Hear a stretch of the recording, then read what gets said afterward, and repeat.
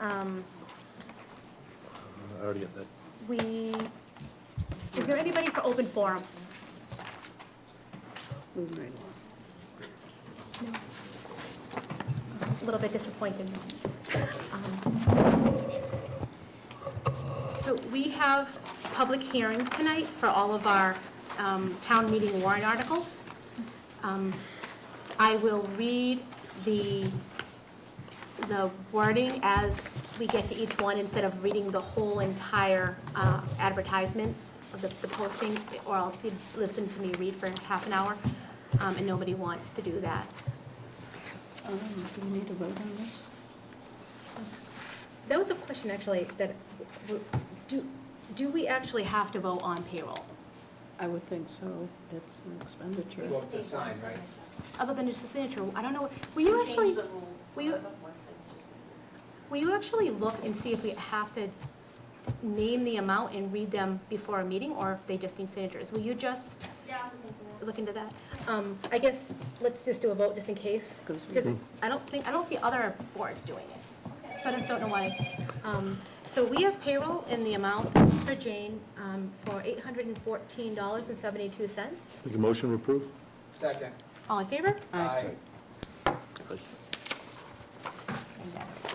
don't know. Okay, so we'll move on to our zoning bylaws. We're going to skip any of the marijuana ones. Ross has to recuse himself, and he also has to leave, so let's get through the other ones first. Okay. Do we, So we'll start in the order of the paper-clipped ones, if that makes sense. Everybody has that? So Article 19, zoning bylaw amendment pertaining to energy storage. To see if the town will vote to amend the zoning bylaw, Section 200-2, definitions by adding the following definition for energy storage as follows.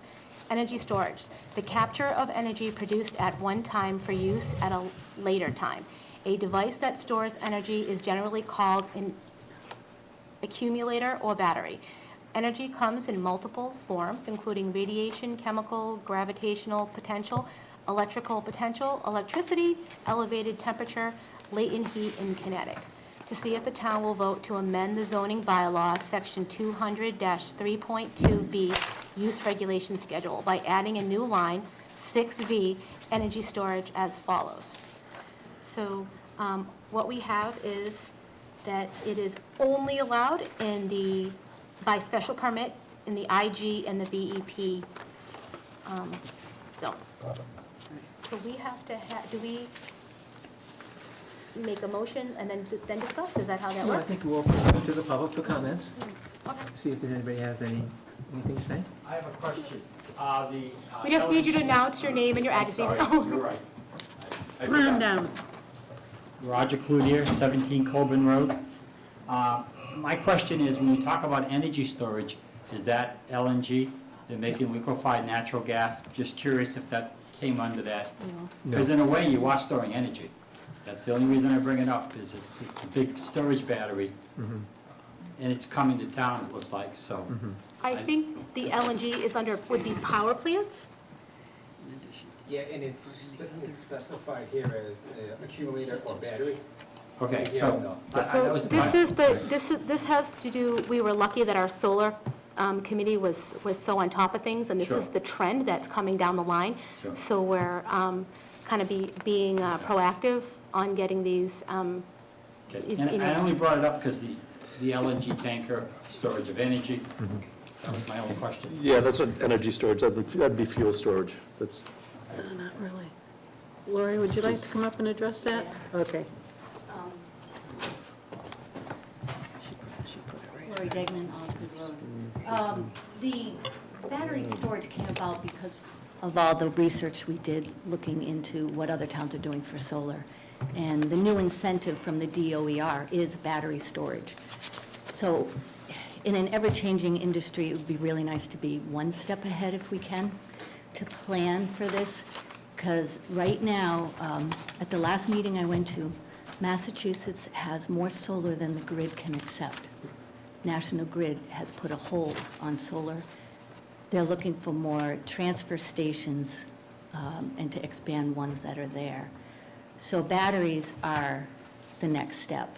And as you know, we're allowing them as accessories at the solar field in our regulations, one shipping container size per 2 megawatts of power, just to keep it true accessory. From what I understand with our zoning, if a new industry comes up and we don't even have it in our zoning, then we don't allow it. So this actually is helping, because it's being named an industry that could come to town and most likely will, but we're telling them where they can go for now. And the reason I requested not allowed in agricultural at this time is, as you know, 85% of the town is in agricultural. So you're going to be addressing all the zoning this year.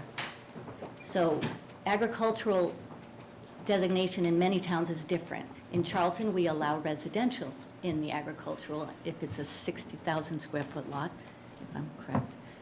So it's many things, but I don't think container storage, and many, many of these, hundreds, belong anywhere in 85% of the town. So for now, it's not allowed in agricultural, but after you redo your zoning, then this should be readdressed. So it's just trying to put the brakes on before we put the cart ahead of the horse again, like solar. So that's why it looks pretty restrictive, but you're going to change that this year. Lori, so these, if we were going to do a battery farm, kind of like a solar facility, what, are we talking trailer truck size, like these Yeah, they're shipping shipping containers, containers? and the trend now is lithium-ion batteries. Are they as big, so they're They're like your tractor-trailer trucks. Okay, Right. that's- Or that's- bigger, you know. It seems like they're 50 feet long, 10 feet tall. and I don't know how 15 feet wide. Thank you. So online, you can see these fields have already, or farms, have already come up in Arizona, other states where they have high renewable energy. So the storage of the energy is important because you produce your solar and some is lost. You want it there when it's peak times, so in the morning and the evening. So the storage is important to the industry to survive. And it does make green sense, but we just don't want to have more tree clearing with just row upon row of shipping containers. The solar arrays produce megawatts in DC. It gets inverted into AC power, which is what goes into the grid and what we use in our homes. So they want to take it, store it, and then it would be put into the system when they need it. So there is HVAC units attached, because lithium-ion batteries, the larger the battery, the hotter it is. And I understand that the fire department has been looking into this. They do have some fire suppression in the containers in case of fire that should automatically go, because it's a foam as opposed to water. And again, you guys are doing site plan review, so it's not near any homes because the HVAC units do have a noise, and it's a fan. So I think this is something kind of restrictive because of where it looks like we're allowing them, but we do allow them as accessory, and that's the number one need right now. But the next money incentive from DOER is battery storage. So you're going to see people reaching for that carrot. So I'd like to try to be ahead of it. So Great. Thank you for all you've done on this. But the bylaw doesn't, that pertains strictly to electric? renewable energy storage. So it Renewable. could be, what's listed includes wind and solar, and how it's the verbiage. Just wind and solar? Water, if somebody was Okay. to do a dam.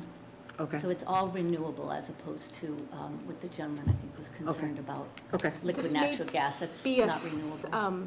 kind of a silly question. So I have a solar farm, I have all this energy, I want to store it. My battery storage facility can be miles and miles other side of town to get it there, so I would just be using the power lines or whatever to get it there? That's, from what I understand, that's what it is, yeah. So right now, like I said, they would introduce it into the system or grab it somehow, but. Thank you. Thank you Thanks. very much. Do we have,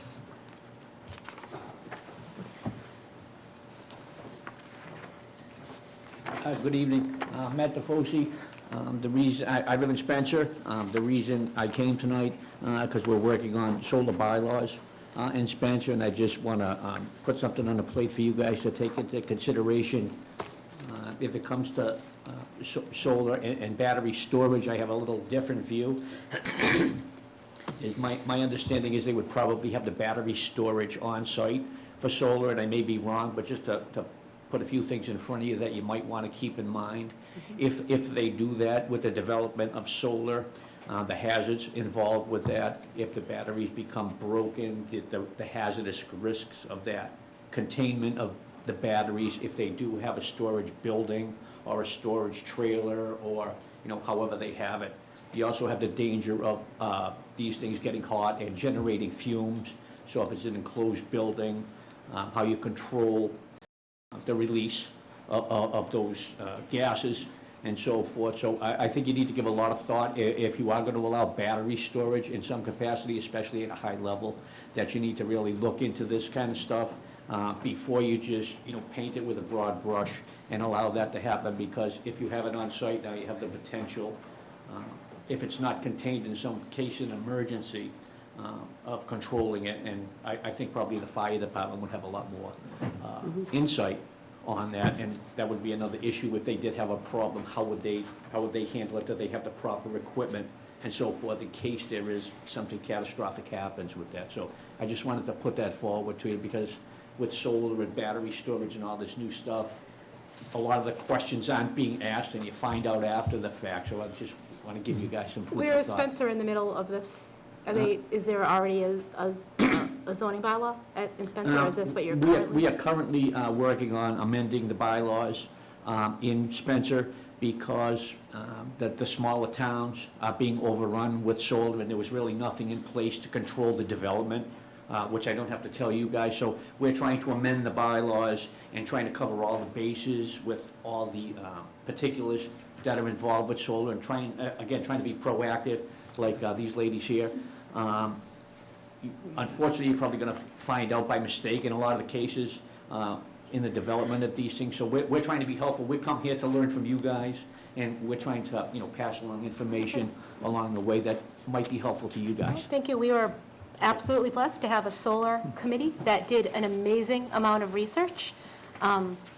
We couldn't have paid them to do better work. It was pretty, this is why we have so much information. So we were very, very lucky as a board to have that. The ladies do a good job and represent very well. They absolutely did. We also had our fire department look at battery storage systems, and they did a lot of research, visited a couple of battery storage sites, and developed standards and policies for how to review and approve these kinds of battery storage systems.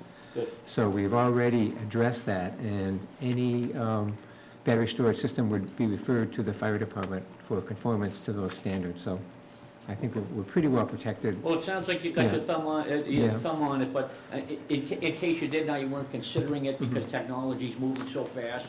You know, you had the lead and the zinc batteries, and now you got cadmium and all these other stuff, which could be considered hazardous, depending on how you do it. There's probably issues that are gonna come up if they haven't, but, you know, firefighting and worst-case scenario, addressing the worst-case scenario, I think needs to be a high priority for the Okay, good. initiation of that. We Thank appreciate you. any advice. Thank you. Thank you. Do we have anybody else? Okay. Board. Make a motion to accept it as presented.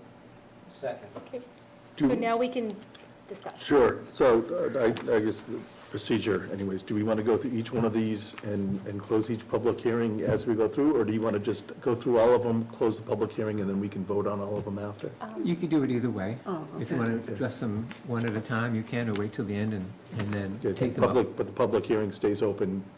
We can vote with the public hearing open. Well, right, or you can close the hearing and then vote. You don't have to vote while the hearing is open. Okay, so I guess it's to the chair, how you'd prefer to do that. Does I guess anybody I'm not have having a meetings. preference on this? I mean, I think it makes me feel that unless there's something that's open that we need to hear other things to come back to. The only question would be Ross would be leaving before we get to That's that true. point. That's true, so, Let's, okay, let that's fine. is there more discussion on the battery storage within our board? Within our board? No. Now, for I this, don't. for this article, Article 19, Yes.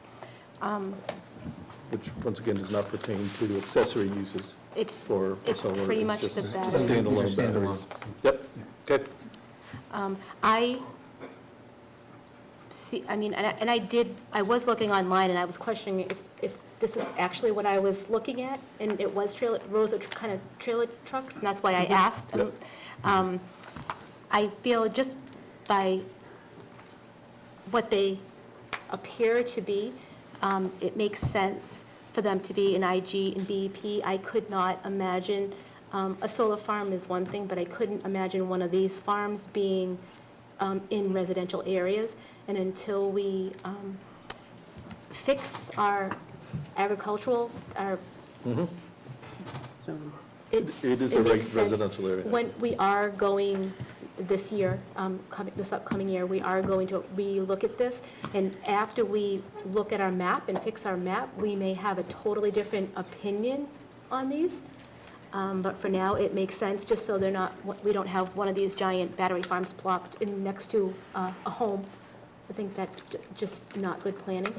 And again, when we redo all of our bylaws, it makes sense to readdress this with a new updated zoning now. There are companies that are putting these battery storage units on for their own use.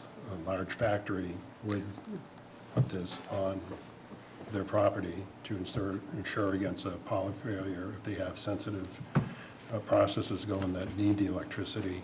They do build these on private industrial zone with nothing to do with solar in order to have a reservoir of electricity to supply their plant. So the way I see it, this doesn't affect any of that.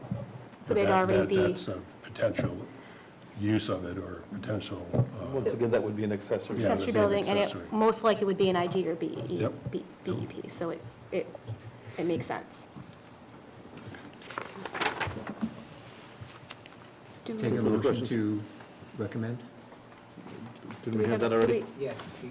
Yeah, do we have a second? Oh, okay. So we have to vote and then So the vote is- close. Do Yes. we have to close it You have first? to make a recommendation whether to recommend adoption or not So do we- adoption to town Do meeting. we want to, so that was we already did the second, so we made a recommendation Right. to Adopted as presented. adopt it as presented. Okay. No changes. No changes. And Ross seconded. All in favor? Aye. Aye. Aye. That is actually Article 19. Oh, you said that. Yep, Okay. so Article On 19. the letter you're hearing, it was item number 2, in case something following along. Okay. Okay, Article 20, zoning bylaw amendments pertaining to power facilities. To see if the town will vote to amend the zoning bylaw, Section 200-3.2B, Use Regulation Schedule, subsection 6, Communications, Transportation, and Public Utility Uses, lines 1, M, N, and S, by requiring special permits in some instances where site plan review and approval is presently required as follows. Okay. So exactly what it says. We are changing things that were automatically permitted to special permit, to Permitted with site plan review today to require special permits. yeah, site plan to a special permit, just because it made absolutely sense for it to go in front of a board. If we're going to put up a power plant, we should have a physical board look at it. Yep. Yep, and there's also gives discretionary for citing. I have two comments on this one. If you notice, line L, gasoline transmission facilities, it looks like, as an oversight, I forgot to change BEP. You can see it says P and not SP, so I think we might want to make that an SP in all districts, where it's allowed rather than site plan I review. I agree there, but can we change it here, or do we need to change that on the floor No. of the town meeting? We can change it here. I actually spoke to Robin about that. As long as we're not making significant changes, we can do these small changes. So we can do that change here and submit it to her. Okay, okay. The other suggestion is actually from the building commissioner. You have a copy of a memo from Kurt Meskis in your packet. He's recommending a change to line S, which is natural gas distribution stations. And from his memo, you can see he's suggesting that we strike the following line, the following two sentences. A variance may be granted by the zoning board of appeals. All gas storage tanks in such facilities shall be subsurface. And then he goes, he makes a couple of points as to why he's recommending that. Point one has to do with the zoning act, which says that zoning bylaws shall not regulate or restrict the use of methods of construction regulated by the state building code. The second point is that the zoning bylaw does not limit propane or oil storage tanks to underground construction only. So this would be an unequal treatment of this kind of system. And his third point is that mentioning a variance is inconsistent with the zoning bylaw, which says use variances are not permitted in the town. To call out a variance for this activity is inconsistent with what the zoning bylaw normally allows. So he's suggesting, again, that you strike those last two sentences of that line, of that item. I thought we had a bylaw in town that restricted gas storage tanks to be subsurface. That we- It is. We do It have is a right bylaw. there. Yes, if you look at that Is line. this one particular, or is this? No, a- this is where it is. This is a new, okay. This is what currently exists. It does require the last Okay. sentence, all gas storage tanks in such facilities shall be Okay, subsurface. I got you. So he's recommending that that be deleted from the zoning bylaw. And the sentence above it. Yes. Well, then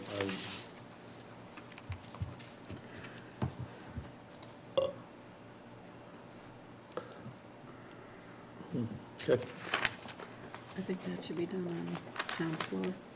I mean, that's not just a little change. Yeah, I that think seemed, we could recommend it, that we do it tonight. Or you could, leave it to town meeting floor as well.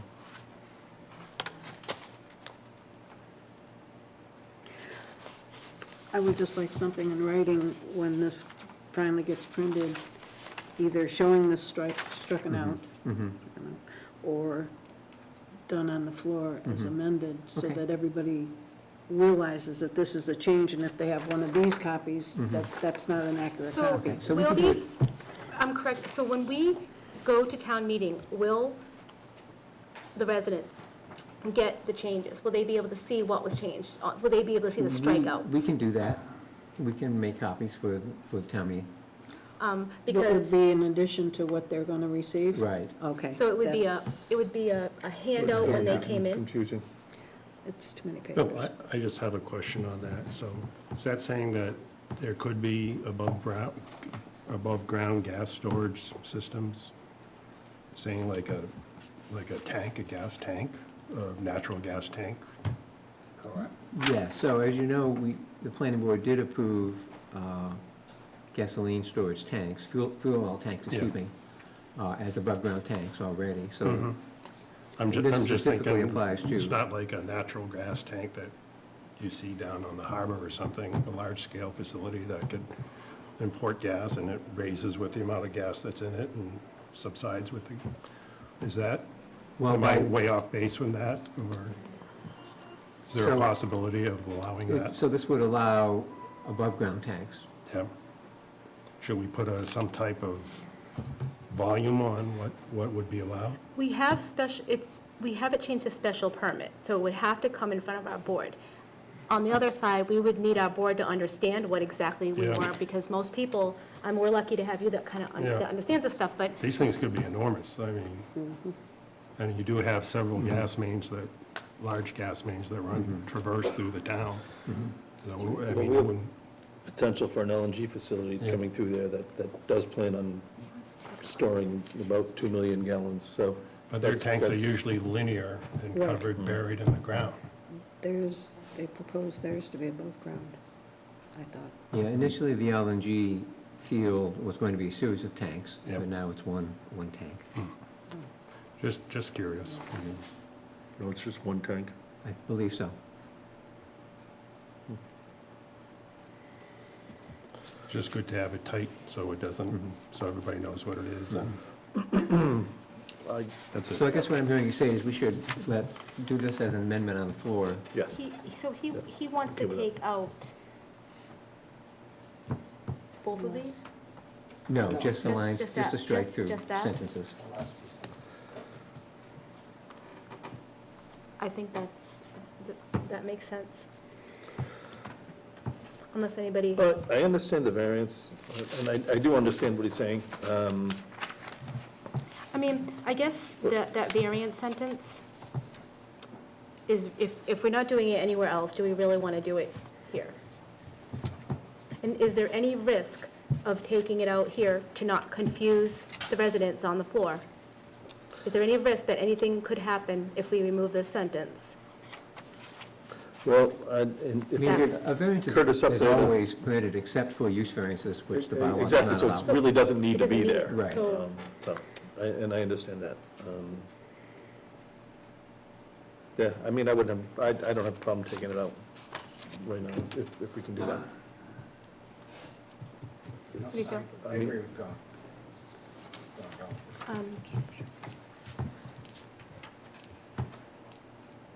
Do, You know, in the reading of this article at the town meeting, we can just mention that if people have old copies, that was removed, and this is the reason. right, and we'll We be don't need to- sure to bring the strike-through ones, a packet of the changes. I'm not sure that's necessary, but I think we could just do it on the floor and say, this was removed from what you have, in case people have old ones. This is why it was removed. Okay. And if people want to vote to put it back in, that's their prerogative, but removing it prior is probably the cleanest thing to do. Yeah, the statement doesn't do anything. Yep. So do we need a motion? I think Yeah. we need comments from the audience first. Do we have any comments from the audience on this? Thank you. Okay, make a motion, we strike through a variance may be granted by the zoning board of appeals, and the other sentence, all gas storage tanks in such facilities shall be subsurface, as well as changing the business enterprise park for L to special permit. Second. All in favor? Aye.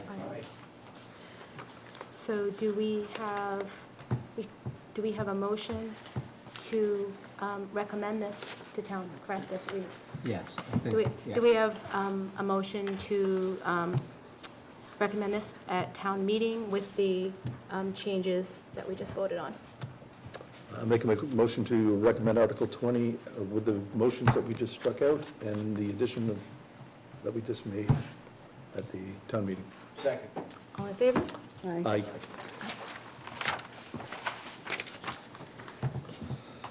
Article 21, zoning bylaw amendments pertaining to site plan review. To see if the town will vote to amend the zoning bylaw, Section 200-7.1 D6C, site plan review to state that final action shall be taken place within 90 days after the close of the public hearing as follows. Within 90 days after the close of the public hearing, the planning board shall take final action on the application, render its decision, file its decision with the town clerk, and notify the applicant of its decision. If you remember, we had this was a little issue. It's an odd, maybe a typo, that when this bylaw was created, it might have just been a mistake, an oversight. Every other town in the whole entire universe has this. Yep, I agree with this one. Any questions, comments? Thank you. Do we have, I make a motion to accept Article 21 as written here with no changes. Second? Yeah, Second. any discussion? no. All in favor? Aye. Aye.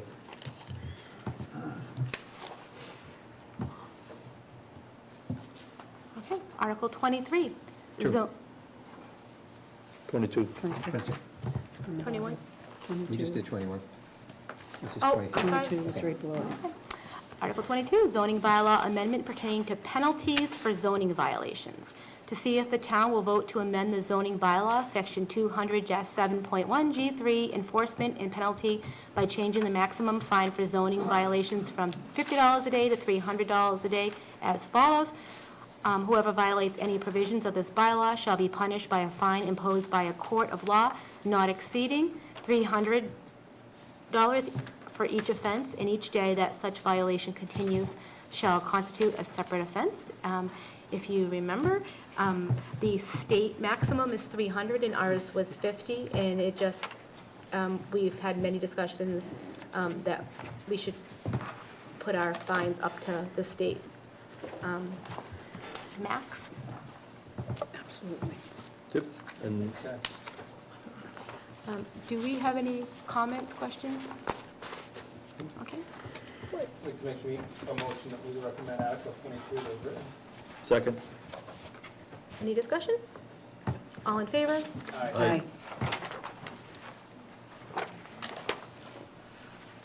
Now Article 23. Zoning bylaw amendment pertaining to the removal of the moratorium on large-scale grounded solar energy systems adopted at the 2018 annual town meeting, and to adopt a new section 200-5-21, large solar energy systems. To see if the town will vote to amend the zoning bylaw to allow the one-year moratorium on non-municipal large-scale grounded solar photovoltaic installations adopted as Article 28 at the 2018 annual town meeting to expire.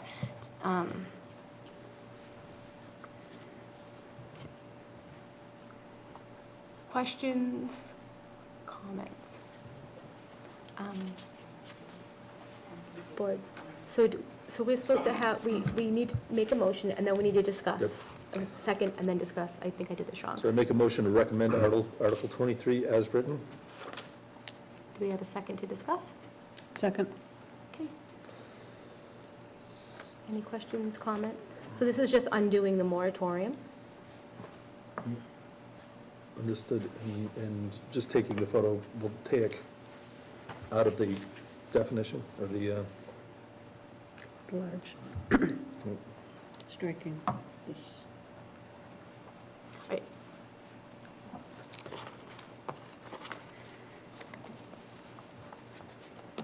Right, so the second part is to really adapt a new definition and Yep. strike the existing Okay, so definition. the And the third piece is to add a new solar energy bylaw.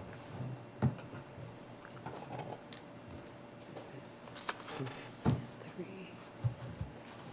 So the new section will be the The lengthy, one, That's part of it. this is the stapled one that you'll have behind.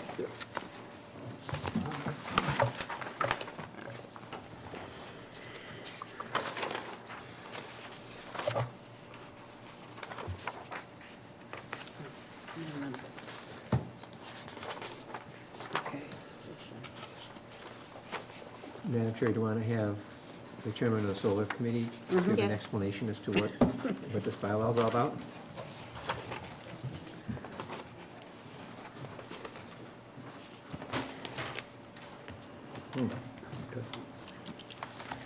Good evening.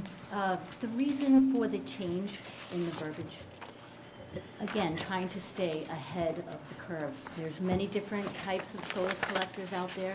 The photovoltaic arrays right now are the ones being used because they're manufactured the cheapest in China. But there are better collection methods out there. So trying to stay ahead of the new technology I thought changing the verbiage to a solar energy system would be more encompassing. All we needed was some high-priced attorney to come in and say, oh, this isn't a photovoltaic system, it's this kind of system. Just trying to stay on top of it, so that's why the change in what it's called. There's so much in there, to go over each line item would No, take not forever. But what we did is looked up other towns. I attended meetings at the East Quabbin Land Trust, and there's some people here this evening. We've been exchanging emails, looking at what other towns have done. They're already on their second and third change of a solar bylaw. So I think, Bill, you'll agree, it's just, getting the original one in 2014 was a start, and then people tweaked it. We didn't do that. So luckily, we can learn from other people's mistakes and hopefully have a good document. The problem being is, this is practically too late. Most of the issues in this document can't be addressed because they're all installed. They're not going to do pilot programs because why would they if they can be tax exempt through the solar loophole? The bond amounts really need to be changed. I'm not sure we can even address that. There are many companies that have bonds with no hazardous waste removal in it. They've used recycling to offset any disposal costs, so it's zero. Their labor is pretty inexpensive, it should be prevailing. There's many issues with the bonds. So in the document, I put some power in there saying that the bond has to be accepted by our town treasurer, town administrator, you guys, just so there's people that deal with dollar amounts. Oh, and the assessors. So there's, everything in here has been accepted at other towns. The only new item is the one Bill came up with, which I really hope flies, that if people opt for a pilot, like say for some reason they're tax exempt, so then we require a pilot, that the dollar amount is the same as what we'd get in property tax. So hopefully that will fly. But again, we have 25 in, and there's at least 7 abatements pending in the assessor's office, and that info is like 2 months old. So the appellate tax board is indeed siding with solar, saying as long as you sell it to any Massachusetts taxpayer, you're tax exempt. So that's hopefully addressed in here. But again, it's a good document, but it won't pertain to much that's already here.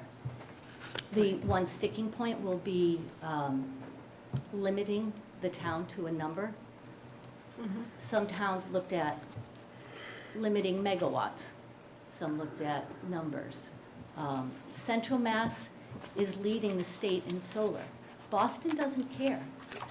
The incentives that they used didn't say you had to do canopy or put it on a building. They came right out here and grabbed inexpensive land with no regulations and built it up before we knew what was going on. And again, any bill that's pending in the House, and it's in committee now, it's going on 3 years.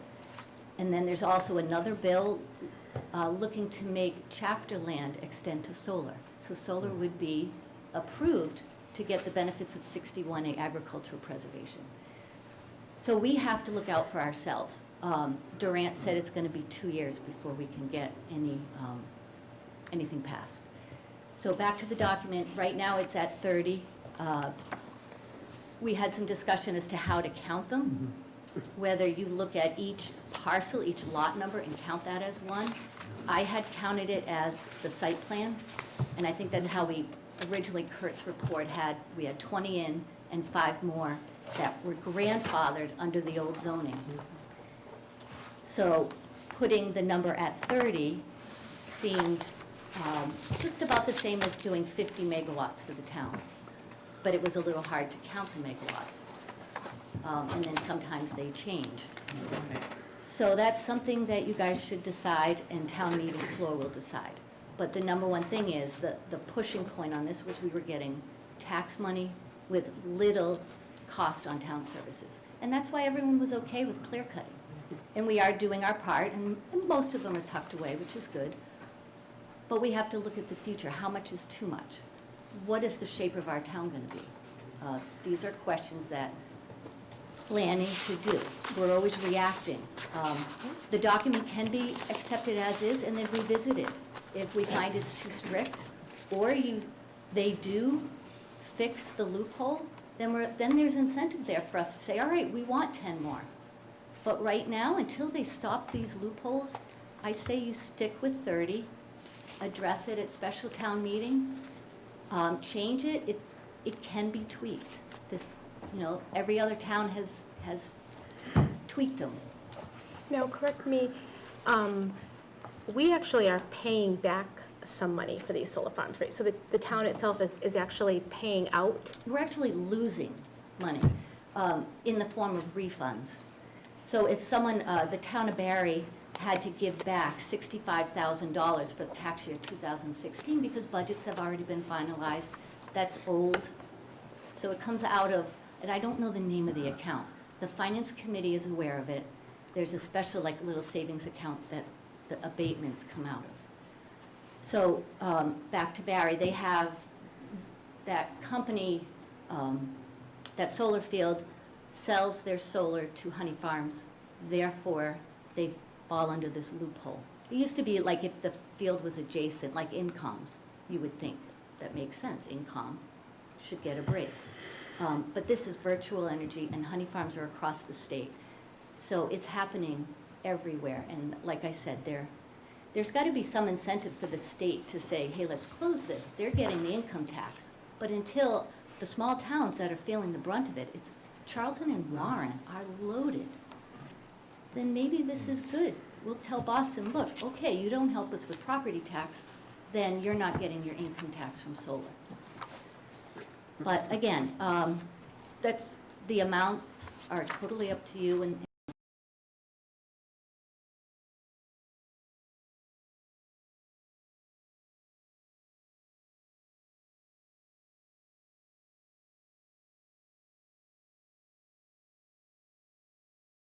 correct? I have 30 on this list right here. But some were grandfathered and some weren't. I know they were permitted, but they weren't grandfathered. The one near Brookfield Road and the Mass Pike, across from the Right. self-storage unit. That's counted as an approved project, even though. Approved, but it's under old zoning. So at least that field will have to, if approved, of course, abide by larger setbacks from people's homes. We're and not roads. sure. They came in, they submitted a preliminary plan for that site, so they're trying to claim a zoning freeze protection. So they might come in under the old zoning. Well, they didn't, according to the law last year, they Right. did not submit it in I- time. So I know. I hope we fight it, because Right. we're just getting walked on. So other towns, you mean as far as? Numbers? So we have 30 approved. What do our neighbors have? Just, Well, Leicester is limiting their solar fields to 20. what do they have now? You know? 5. Okay. I think we did I wish I had the list, at the East Quabbin Land That's fine, I'm Trust just looking meeting. for general. Well, everyone was at 5, 2, 4, and when I spoke and said 20 in and 5 more coming, because that's from Kurt's report, the gaps in the audience were like, are you kidding? So we're probably right up there with Warren as the largest in the state. So we've done our fair share of being green. It's not going to affect being part of the green energy, green communities thing. And the DOER is allowing towns self-rule on this. So we had more power than we even thought, and she brought it up. So I did ask her to pressure the DOER to put some more incentives in canopy and on top of buildings, and to give us the ground-mounted arrays a break. So, we'll see. So. Oh, and then the other issue, I believe, Green Curly or Curly Green. Tim Curley. I'm sorry, it's the attorney firm is Green Curly Curly. Green, Out of Wakefield, You have a question- handout from Mr. Curley. they question megawatts in DC versus AC. whenever we've discussed solar in what many towns have discussed, they've always said just megawatts. But I did some homework, and the DC is the direct current, and all solar arrays produce energy in direct currents, DCs. They go through the inverter and therefore are brought down to AC, the alternating current, which is what the There's about a grid 5% accepts. loss Yes. during that conversion. The DC is, the AC is what goes into the grid and what we use in our homes. And they lose some anyway because of the whole system. But yes, a 5 megawatt, to figure it out, you multiply by 0.95, so that gives you the ACs. But in every state but California, the fields are determined by DC. I guess Mr. Curley mentions that the DOER grant, not the grant, the SMART program limits them to 5 megawatts. He's saying it's AC. Almost every plant we have here in town is under 5 megawatts DC. So I believe that's correct. Yeah. So I'm not sure, it's a little bit difference, but it's not a huge difference, and when you add a battery, you'll capture some of that you would lose in the conversion, you capture in the accessory battery. So it's really not a big deal. I'm not sure what that issue is about, because I When I didn't was- hear it anywhere else. Spot checking other towns, it was all in DC, so it's The interesting. production, that's how they produce it, so, good. Thank you for checking. Any questions for me before I get to sit I'm down? okay with leaving it as DC. It's, the potential is One minimal. question I have is, what number is it where the number of solar farms is limited? That's where I couldn't It's find it's it. under B, It's in the beginning, I believe. yeah, it's paragraph B. It just that it's right on the top. No more than 30 Okay, minutes. gotcha. Okay. So we're at 30 now. We're also, can we discuss this? Yes, So the chair. we need to open, we need to, We already have, we need to vote. no, we already have. And I think Did we open it? We've got a I think motion some and a comments second. Okay, we do, as okay. well. Yeah. Perfect. So I'm to- sorry. I'm to trying to do the- this the right way. I listen to Robert's rules. I'm trying to do it the right way, so. You need to be in your Give me a compact. break. I'll try to go there with it. So through the chair, we're limiting it now, we're changing the table to, for special permit for the zones that we would allow it, which is agriculture, community business, IG, and DEP. This gives the planning board a lot of authority on where to site and what to site. By forcing a particular number, we may be shortchanging a potential at some future date, where it would make sense. If the equipment gets better and we can get smaller arrays and it fits in and it suits the purpose, we're taking that authority away from the planning board. So the 30, I question whether just, why not have a moratorium if we're only going to limit it to 30. So I think that number should be raised to what, I don't know. But at this point, 40 sounds better, since it is all under special permit. And we would have the authority to say no if it wasn't going to suit, if it was going to be a problem for anybody. So I agree. I think that we're going to have landowners that will want, they don't care if the town makes money or not. They care that their land is profitable, which we all would, that's, by saying we can have no more because we have 30 I think that's asking for trouble. And I don't think it'll pass town meeting. I just think that it'll be an issue.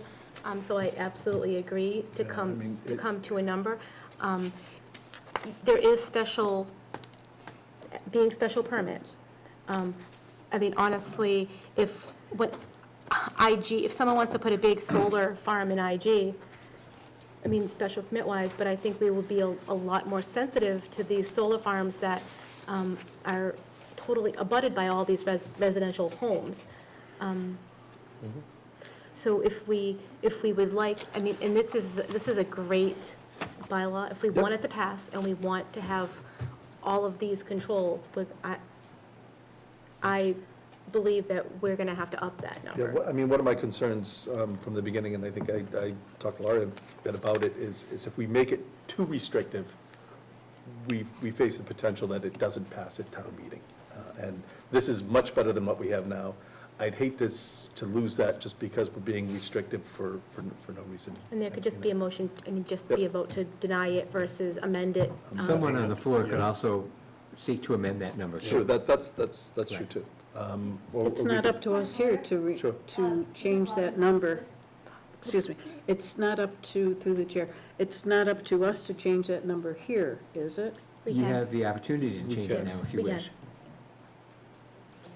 According to the numbers that I have, there are 30 30. fields that built or approved, and the number here is 30, so that would allow no No more more. fields to go in. Okay. Now, this doesn't involve any of the town property. Correct. That's Yes, a town different land. That's issue. exempt. So what about Bay Path? That is town property? Okay. It's a regional school district, so it's not town land. No, we told them it was allowed, so somebody told them. It's not That's owned why by I'm the town questioning. So itself, right? it isn't a town-owned parcel. It's Right. owned by a regional school district, which, They're exempt. From the Mm. number.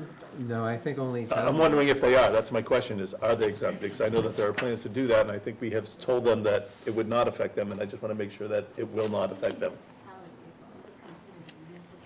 This says the limit shall not include municipal systems on town-owned parcels. So the Bay Path Regional School District would not Should be it- included here. If we struck out municipal systems, if we struck out town-owned parcels, would municipal systems cover that? No, it's a regional school.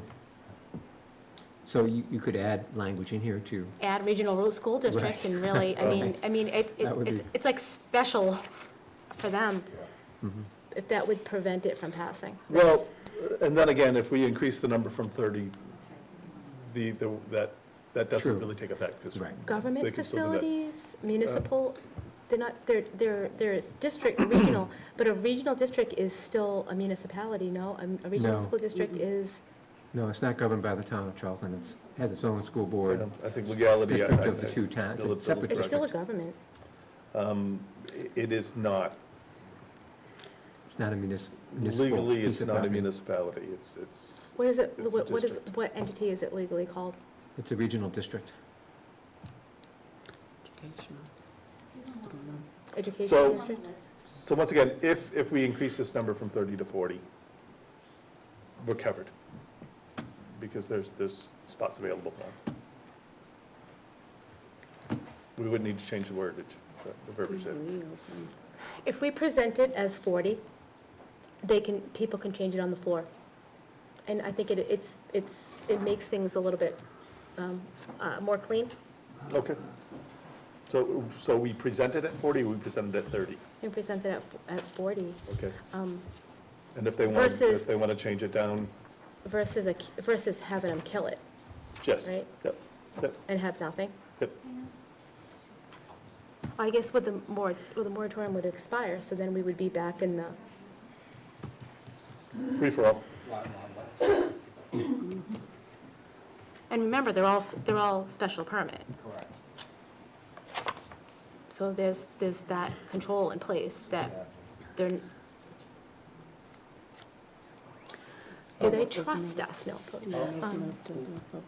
Yeah, so let's open this up. I've got a Just question a here. question about the vegetation. Is there something that we should hold, like a bond for vegetation growth if it's not suitably? I think that's in here. Is that right Yeah. now? It's- That- We- It just says should be replaced. I didn't see any financial tie to that.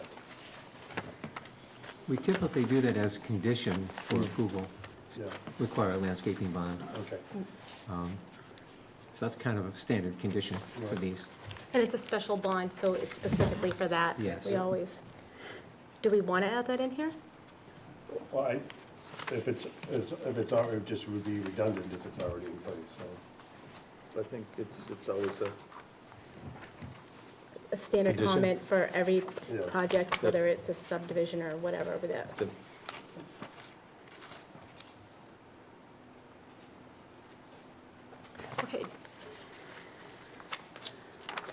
So, okay, so, you want to make a motion, we change 30 to 40 large Do we solar want systems? to, we want to let Yeah, let- Mr. Okay. Domanski speak? Rob, do you have a comment on the solar farms? Yes, I do. Ready? Absolutely. Thank you. Rob Womansky, Sunset Drive, Charlton. Lori and the committee, nice job in putting all of this together, certainly a lot of information here. Just a couple things is the definition of a large solar system, as I read it, is anything over 250 kilowatts. That's correct, as it's written here? Yep. So that if you was doing something in your own backyard or to the side of your business, if it was under 250,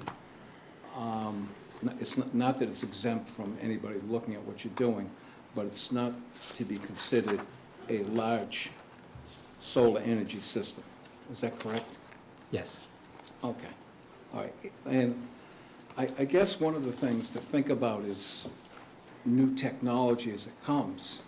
Right now, I mean, the panels look like this table, and they'll do, let's just say they do 10 kilowatts.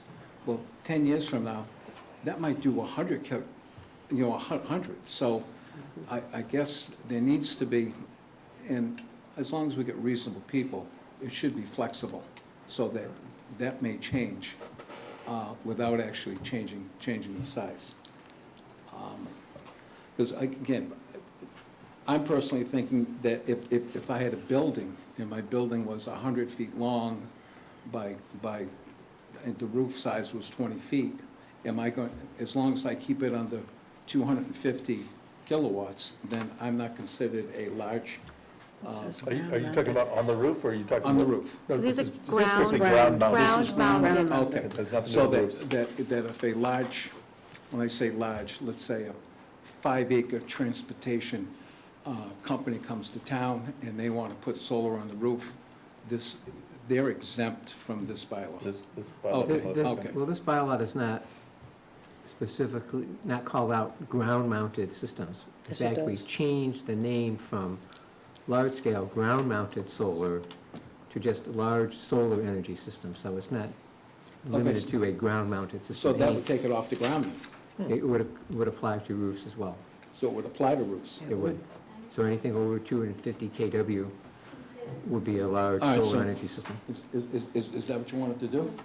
Again, I think the good thing about this is that you try to get a balance of Yeah. what's I'm a little intended. disappointed that this wasn't brought up in one of our soul meetings, because we were talking about this.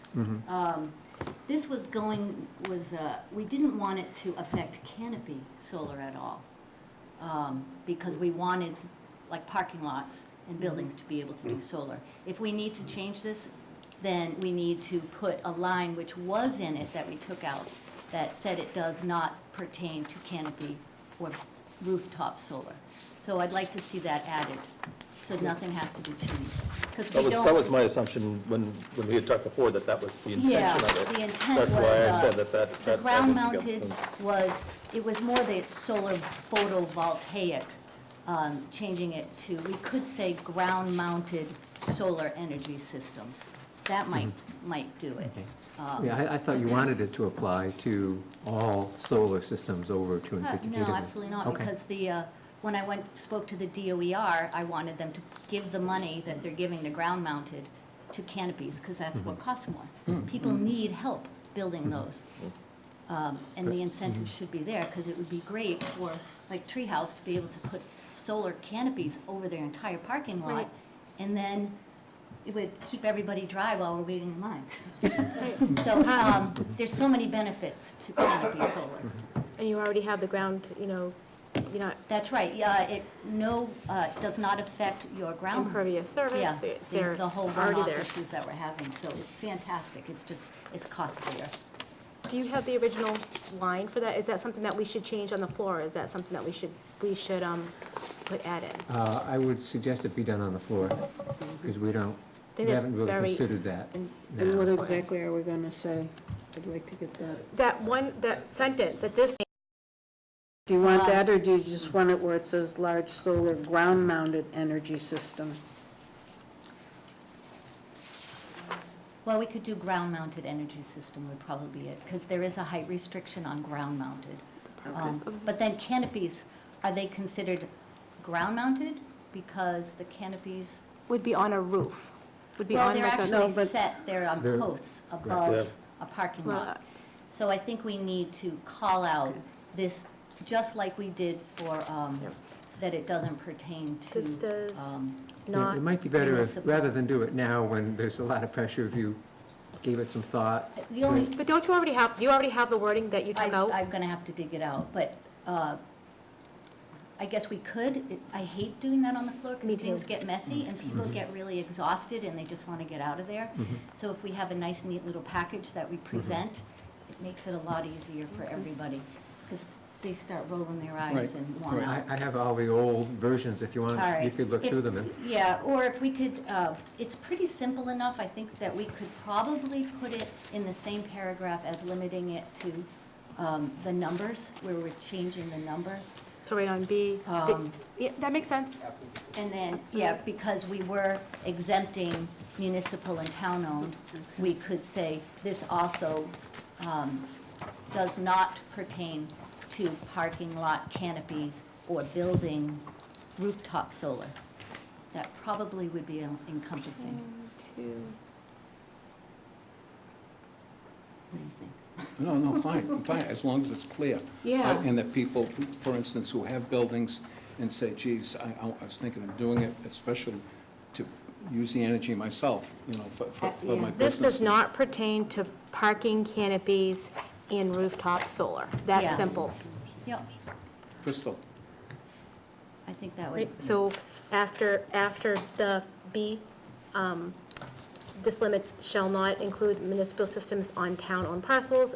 This does not pertain to parking canopies and rooftop solar. or rooftop, they could be exempt from this bylaw. I'm not sure which way is stronger.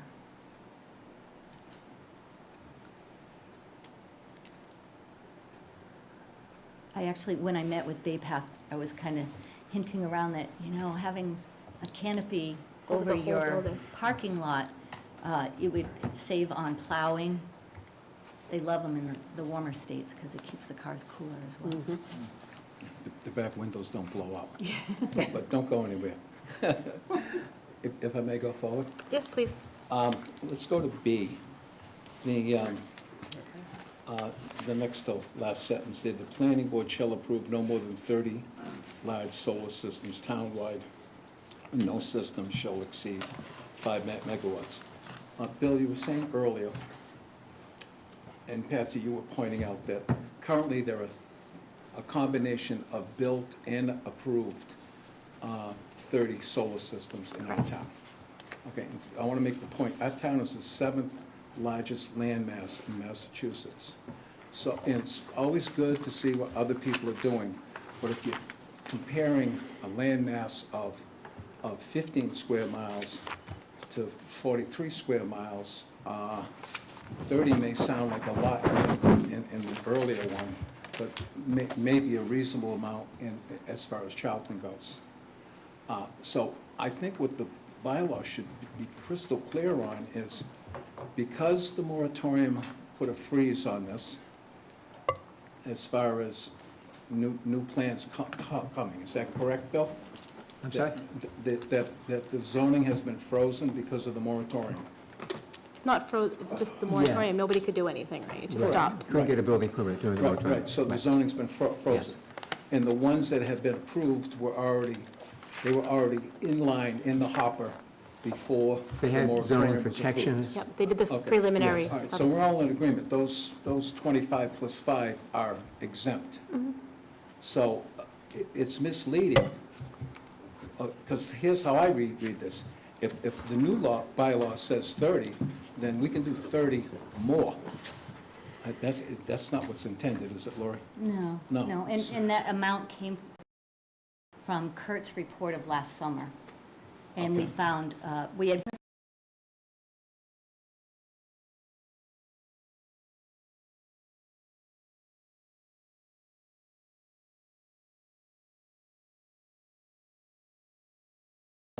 I guess what, now it's changed. my suggestion is the bylaw should be crystal clear on Total, add the word how total, many 30 more total. new fields or new projects should be allowed. And also, is, even to be a little more finite, is, does Kurt's analysis include the megawatts of each one of those? And if it does, then, you know, shouldn't we really be going by megawatts rather than by anything over 250 kW? Bill put together a very detailed sheet with all the megawatts, and Right. It's like 38, according to this, 38.96, one not knowing the total megawatts yet.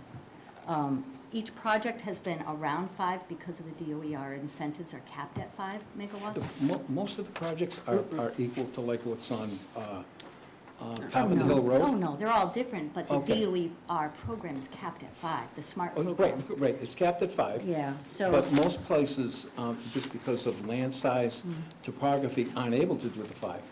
Or the particular developer, maybe financially can't do 5, and they only do maybe 1 or 2. How many 1s and 2s do we have? yeah, we did discuss Thanks, that. Liz. We were going to limit it as a committee, we were throwing around amounts, and we were looking at 50 megawatts. But when we sat down to try to figure out how many we Okay. had, they there's only one that's over 5. The rest of them are all much smaller. Oh, yeah? So 5 Did you seems see this more? very. I'm not sure what your question is. I'm Well, confused on your the question. point I'm making is what we're talking about is density. If the issue is proliferation of solar farms, then if the solar farms are all huge and they're all over the place, then we say fine.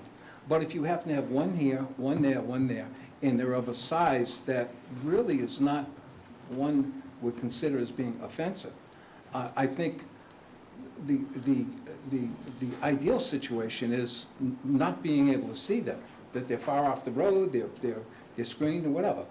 But we have situations where some of them are just right in your face. And those, again, to people, can be offensive. And, you know, it's certainly not something that people want to look at. But if we're going to go and limit them, then let's try to be as fair as possible as if we're comparing it to another town, is you compare it to the size of the town versus the size of Charlton. We have so much open space. And also is the comparison should be exactly how much space right now is being taken up as far as megawatts go. And again, most of these are less than 2 or less. So that's the point I'm making is, and I think maybe, you know, this is going to have to evolve some, definitely. right? So, you know, get some protection in place, but, you know, people have got to be open enough to say that, you know, there's some flexibility there. Well, And also with rooftops and canopies, if you do not put, you know, the right restrictions on those, they can get pretty ugly as well, depending on Well, where they're it's no put. uglier than a parking lot. So it looks Yeah. just like REI, UMass Okay, has yeah, them. yeah. They look like a garage almost. It looks You more really- like a lean-to type garage. Yeah, you just, it Yeah. is, it's tipped above you, but Rob, guess- are you suggesting instead of a cap based on the current number, just have a number of new systems that would be allowed? No, not roof system. The roof system New should be. system. No, new systems. New systems. So rather than say, Versus meg. go First of all, from is 40, I think what it says here is the 30 that's deceiving. right, I think what's got to be put in there and say, look, if we have X now, you know, do we want 5 more, 10 more?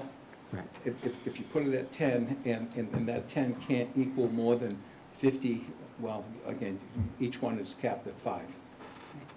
So, again, that's one of those flexible things that certain people are gonna say is, So do we want to add 30 total, or 40 total, something like that? That would help Just add one, clarify it. I that think one 40 word. total, yeah, 40. and I think we're at a little over 50 megawatts now, I think, with Well, my quick it's- count. that last one is unknown, So so, that, with the 5, yeah, if I yeah, added, so right. I'm counting that, so. I understand what Rob's saying, Because we had that question but we other do places, have right? ability to change, add change it at We have special. 2 town meetings a year. You know, if we find it's not working, then we can change it, and I understand certainly, it's yeah. not really, if one has 1 megawatt and somebody has 5, we're still counting it as 1. But we're adding 10 more to an industry that, yes, we have a lot of land, but why did we move to Charlton? Because of the rural character. It's an industry that we're not getting any money that we were promised. I mean, a year ago, I sat here and listened for 16 minutes while the Zero Point's attorney told us how wonderful solar is, that it would bring us all this money and have no drain on town services, knowing very well that he had those abatements waiting in the wings.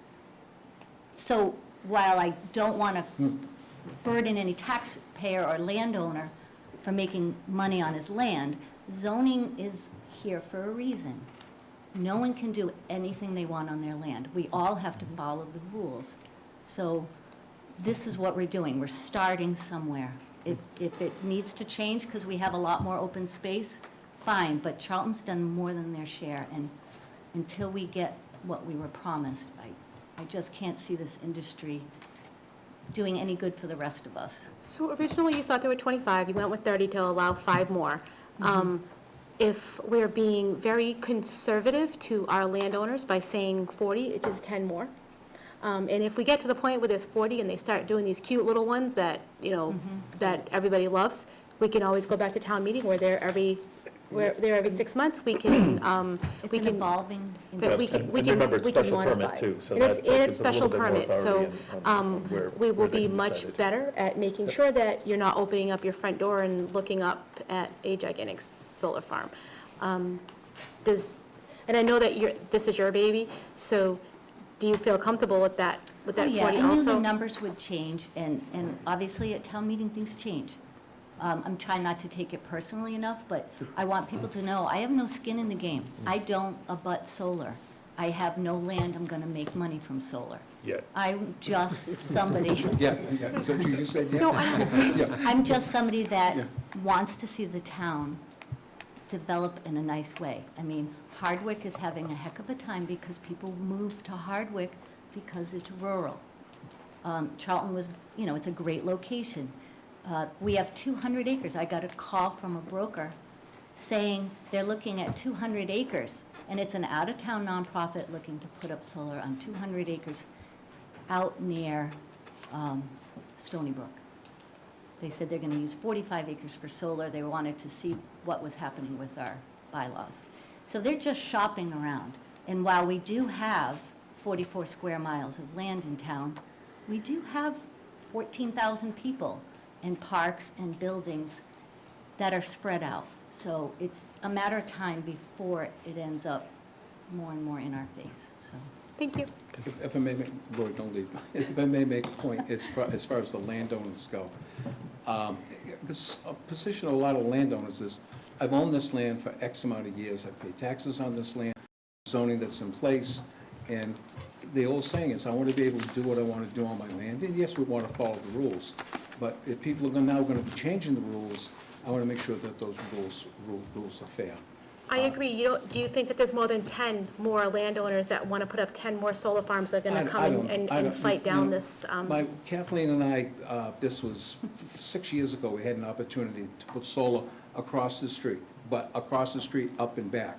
And we said to ourselves that we didn't know what the negative was going to be as far as the land in front, which are the street front lots, and we felt that for the money they wanted to give us, which was, you know, again, it was cash money and there was no expense to us, but we felt that negativity could end up deterring the value of our front land. So we ended up making that choice that, no, we didn't want to do that. But again, when you own something and pay taxes on it for a long period of time and things change, you know, you say, geez, I don't know if they should be changing.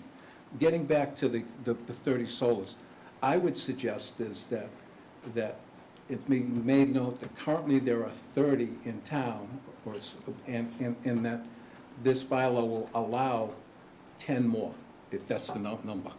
Then that way there, it's crystal clear that people know if they're involved with solar, that theirs is protected, and that there are 10 more, possibly 10 more systems to come down the chute, and then it would be reevaluated. Well, is You that can do standard? So what happens when one of these goes away or That's something right. like that? If this one gets decommissioned and they get rid of this one, then does that open up another one, or? I don't No, know. your wording wouldn't allow that. That's the only problem with that, if it says 10 more. Well, it would put the maximum at 10 more, would be 30 plus 10 is 40, and if one goes away, then one would become available. So if we just say 40 total, I Okay, think that would cover it. So Okay. it- I think that's I would recommend important too, changing Bill. that the last two sentences To 40 total? to, you want me to read what I think it should be? So the planning board shall approve no more than 40 total large solar system townwide, and no system shall exceed 5 megawatts DC. This limit shall not include roof-mounted, canopy, or municipal systems on town-owned parcels. should they be in there somewhere, because someone's gonna stand up and say, well, how many do we have in town right now? Should be some parentheses, currently there are 30? They can ask the I'd be happy question. They can ask. to speak on behalf of the Okay, document okay, and let. just, We don't want to because of, confuse, we don't want some to of these- confuse Too many somebody. numbers. Too many. Some of these So I think by 30s saying might not 40 happen. total, Roger, do you- total systems townwide is pretty clear. It's Yeah. total, no matter how many we have. If Should people that want to know we handout have be 30, then. Available to the townspeople? And Laura, you'll be at town meeting, Yeah. with lots of coffee, Laura, do that. because you know more than everybody. Yeah. John, You could can you get read up that and- language again? so I got Sure, it? sure. And I can give you this, Okay. Bill. We have to vote on it correctly, so you might as well say it So one the more time. planning board shall approve no more than 40 total large solar system townwide, and no system shall exceed 5 megawatts DC. This limit shall not include roof-mounted, canopy, or municipal systems on town-owned parcels. Perfect.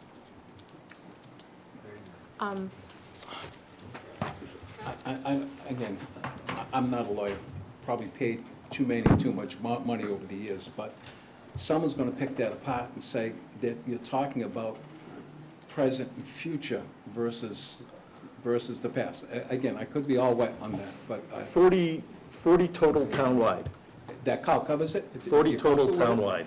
I 40 think that- total I townwide. think that covers it, without getting too complicated okay. and having. And it's special permit, so we won't Yep, permit and more it's, than those. and that's a directive to the planning board, so we have the authority to stop it now. Okay. And if it starts being a question, we have, we'll meeting. adjust it at town meeting. If I may just go to section 3, dimensional, and section A, setbacks. So what we're looking at here is 100 feet is what that says. And then if it abuts a residential zone, then it's 200 feet. Pretty much, that's clear. Yep. Okay. Well, and that would prevent the eyesore like going up to Heritage Country Club on the right. It's right up to the Right, street. but, and Bill, you've seen enough of these plans, usually because of shading, they're usually quite a ways back from the side property line, especially if there's trees. No, they just cut the trees They down. just cut it down. Well, no, not if they don't own the trees. Well, that's just it, yeah. Yeah, they don't own the trees. That's.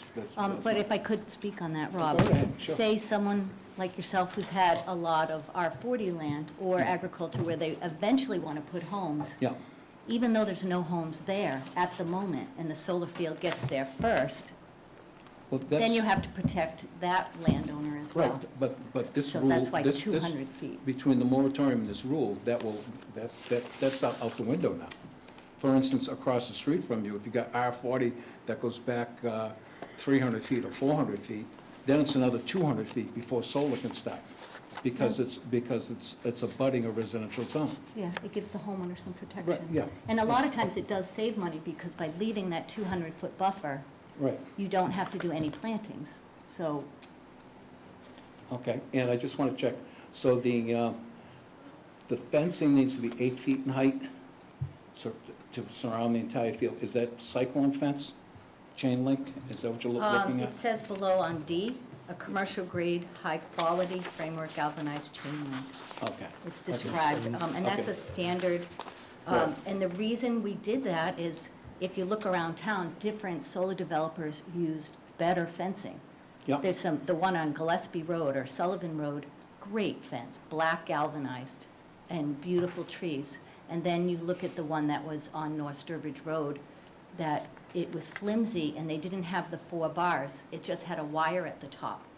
And it puts a burden on the town to make sure that that's maintained to keep kids out and to keep it safe. So if this technology is going to be good for 20 years, then you want to make sure that that fence is going to last. And it still leaves some authority to the planning board to choose what Sure, fits that, sure. that situation. If Yeah. if it's a fence through the woods that nobody sees, it can be a chain link fence. If it's a fence That's along the right. road, we'd probably require some sort of stockade or vinyl fence or something that's a little bit more And then aesthetically the pleasing. perimeter all the way around, many of the fields now, once it's built, you can't even access that fence to repair it because there's woods behind it. And then the fire chief wanted that perimeter road to contain any fire, Right, so it right. doesn't hop. So And that's that's my- also part of a setback. That's my next point. 18-foot wide gravel, hard gravel pack road? That was the fire chief That was the recommendation. Yeah, fire no, chief well, he recommended. hasn't paid for one of those lately. But the 18 landowner feet. doesn't pay. It's gonna be Zero Point who's making boatloads from our tax dollars, our incentives. There are So- some landowners who may want to take this on, but again, 18-foot wide gravelled, and it says right here, hard-packed gravel base. That's an expensive roadway to pull out in. And also, it's a width that's wider than a lot of our roads here in Charlton. I think that's excessive, just my point of view, okay? Again, it will I only have a- pertain to I 10 have a hard fields. time going against the fire chief. That's my issue there. I think that, Yeah, the fire That's chief. the- He actually typed out some recommendations. Yeah. But it's because sometimes, they're, like the one on, say out on North Sturbridge Road, it's way out in the middle, which is good, no one can get there. But again, if there's ever a fire, it's gonna be in the woods, right up to the houses on Yeoman Road. So he was trying to contain fires. Yeah, and there's fire roads all throughout Charlton. That's why they have that truck that they have. I Okay? think we paid $158,000 for it, but. So are you saying that but that those- truck those- doesn't need a gravel road? No, that truck, when they fight fires that are along the railroad tracks, because that's where the fires usually start because of the sparks from the train, and they've been doing it for years, has to go down these cart paths that are 7, 8 feet wide. Now, I'd say they're 8 to 9 feet wide, but 18 feet, hard gravel packed, So do you want to reduce that? Is that what you're saying? I feel it's excessive. I don't think it should be any more than 14. That's just my opinion. Can you talk to the chief, and maybe that's something you can address Okay, on the either that or floor? change it on the town floor, but again, that's an expense, to me, it seems like an expensive road, or an expensive path. And again, do they need a path? By all means. But do they need the Mass Turnpike? I don't think so. So, It's not a mass turnpike, Rob, come on. is I'm that done. something that our board I'm wants done, to, I'm done. But it was want to good. address? Nope, Let can- that stay and and maybe perhaps the fire chief will be there also. Let the fire chief know that there's a potential change on the floor, and he may want to be there to Yeah, he discuss might it. have He some may be input. okay with it. He may come up and say, You yeah, may say fine at you know, 14. 18's nice, but 14's okay. Right. I'm okay with that. We will- Thank you for your time. Roger, do you have Roger back there, do you have a, My only point that I wanted to make, it's Roger Kluger, 17 Colburn Road, is again, I've been to a lot of the selectmen meetings and a lot of the various town meetings. I keep hearing this over and over and over again, even from Robin Craver, that the solar farms are finding loopholes to not pay taxes. And as she mentioned, they're buying a couple hundred acres of land, nonprofit, putting a solar farm on it. My concern is by allowing 10 more of them, we could wind up allowing 10 more solar farms, and we could do a Prop 2.5 override to pay the solar farm companies back for taxes that we collected in the past. And unless Boston closes the loopholes, this could be a real disaster for our town, and I don't think we should be subsidizing Boston. I just don't. I agree. However, we have a lot of very large landowners. Yep. And they'll rally and they won't pass this if we don't allow more solar farms. So if we say 30, that's it, it will not pass, and then we will have no zoning at all. So it's a balance, I understand, and you're not wrong, but I am just saying that if the taxpayers or the voters in the town knew that they could potentially wind up with a Proposition 2.5 override to pay for solar farms, I think they might be more, they certainly will want to pass this. And that number of 30 or 40, you know, So that can be changed on the floor. That I can be think we changed need- on the we floor, need and you something can to- make- I just wanted to make that point to people. That you made a very good point, but if these folks are gonna not pay taxes, and in some cases make us pay them taxes back, that's a danger we're putting the town in. Yeah. You know, we're building a Absolutely. new public safety building, we're adding 5 additional fire people. I mean, you know, the town's, look at the budget, we're gonna be out of money in big time. So it's a risk that we're running. And with that 30, 40 number, I understand why you put 30 and kind of agree with that because of that reason. I just wanted to bring the point up. Yeah. I agree, it's It puts you in a hot spot, I know. bringing it up, I mean, we look at this with balance, because we want our I agree. amendment, we want our articles passed. And you're excellent about that. And it's something that certainly should be mentioned on the floor, Yep. so the residents in total will understand.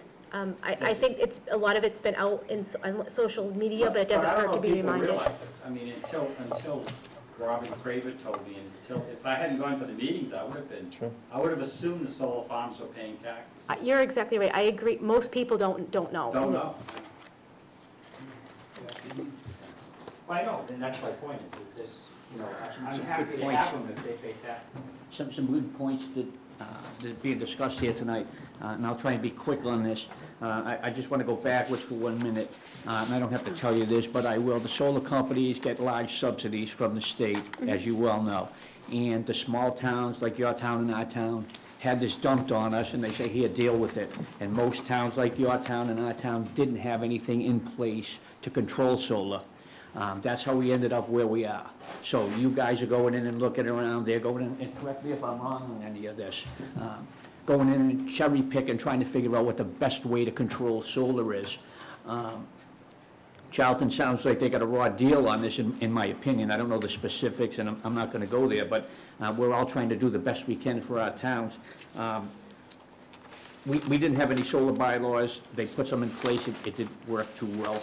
And I'm just gonna address what the gentleman said here. One of the things that came to mind here, in our town, there are a lot of large landowners, and that's brought to the forefront, and they say, well, you know, they pay taxes on the land and so forth. A lot of these landowners got a big break. In our town, they get a big break with 61 on their land that they've had for years, and it ends up, they really don't end up paying, because what happens is the solar companies come in and they pay the back taxes on that stuff. In the meantime, those people weren't paying a lot of tax on that land.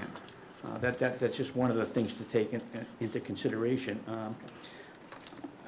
What I've been told, and I've been to a lot of meetings in the other towns, is probably the best way, if you're interested in controlling solar, is with decommissioning bonds. And it got mentioned before about scrap value and so forth. In my opinion, that's a bad way to go about it, because things change. Who knows what's gonna happen in 10 years, 20 years? You don't know. The best way to control it is with decommissioning bonds and charging by the megawatts. And they have to put that up front in cash, and you put that aside so you can't run into the situation that you had, where they come in like. It's very clear in here. I'm not sure of the It's really specifics. revitalized, it's very, I think we probably have the best in the state now. Do you have one of these handouts? I do not. Oh. I do not. I'm gonna pick one up, but like I said, been going to meetings. I'm trying to learn. I by no means am no expert on this, and you guys sound like you have a good handle, but I just wanted to put a little bit of information out there that you can. And I think you guys need to determine, however you do it, an endpoint, whether it's by megawatts, solar farms, and so forth. There's a lot of confusion there. But if you're gonna control, you really have to have some kind of specific endpoint. And these folks raised some good issues tonight. I just wanted to give you a little input, because we're learning as we go, and you guys sound like you have a good handle on it, so thank you. Thank you. Thank you. I just have one question about the 30% of clearing on land. That's, if I have 100 acres and I want to put a 5 megawatt power plant on that's roughly 30 acres, so that's roughly 30%. Does that preclude me from clearing more land on another parcel of my land? Can I still clear more land if I want to? Well, I think the 30% applies to the solar Only, project, right? okay. So you can't clear more than 30% of the lot for the solar Of course. project. Okay. Almost like the building lot coverage. Mhm, right. Any other questions? Good. So we need a vote. And that doesn't, just to go on to what you said, that doesn't mean that this landowner can't go and clear 70% prior to applying for a solar permit and. I think that just would be a little Yeah. clunky if somebody, just if somebody had some land and said, Just start doing clearing what I stuff. Yeah. So we have a motion and a second, we've had discussion. Oh, yeah. Any other discussion? No? Okay, so do you want to vote out? So that includes your That, amendment? Yep. so, should I make a new one, or? No. No, okay, so, yeah, to include the changes to B, paragraph 40 B. total, okay. So we, all in favor? Aye. Aye. Done. Let's jump over to this. Thank you, Laurie, for all your hard work on it, Thank you, and the whole committee, too. I can mention the names of the committee members, give them a shout out. Sure. Look right at the camera, Drew, you got this? What is that? They The 7 are people watching from home? Lori Degnan, Chair, Tree. David Singer from the Board of Selectmen, Oh. Karen Spiewak, who's also here tonight from the Board of Selectmen, Everything Bob else is Hartwig marijuana. from the Conservation Commission, Chief Ednoff, and Eric Falcone, who is a resident at large. And yourself. Where, Yeah, Thank do you we all. not, Thank you. where is the article from Treehouse? Don't we have a That's the zoning? last one. Yep, I yep. don't see it. It was actually before this in the packet, I believe. It I don't was, think it was. Well, depends on what you look at. You looking at this one? I saw it in here. It's 27, Yeah, this and is then on the there's map there, the too. maps are at the end. Yeah, yeah. okay. Well, I think everything else we have left is marijuana, so why don't we jump to that? Yeah, Okay. I have that. All right. So it's Article 27. 26. I didn't see it. I don't have it 20, I don't have 27 in here. So, Here it is. You wanna take this one? yeah, perfect. You got it? I have too many in front of me. I'll take yours. I like Jane the best, no. Article 27, zoning map amendment. To see if the town will vote to amend zoning map, section 200.3.1.b, by making the following changes. Add assessors parcel 32-B-4, consisting of 36.23 acres, currently zoned low-density residential 40, to the adjacent Business Enterprise Park, BEP. The proposed zoning map change is shown on the attached map.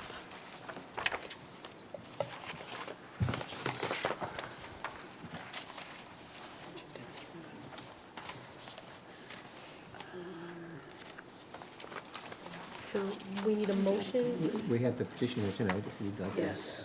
So, do we want to hear a little bit about it? Yeah, we'll- We probably have some questions. Thank you. Good evening. My name is Attorney Chris Alphin. I'm from Blattman, Bobrowski, and Haverty. My law office is in Concord. I'm also joined here today with Kim from Treehouse. She has the T-shirt to prove it. She's here to answer any detailed questions you might have. I think it's public knowledge now that we are in agreement to purchase this exact single parcel that will be converted to the new district, and we're happy to discuss what our plans are. Our plans are to construct a storage building to keep goods that will remain on site.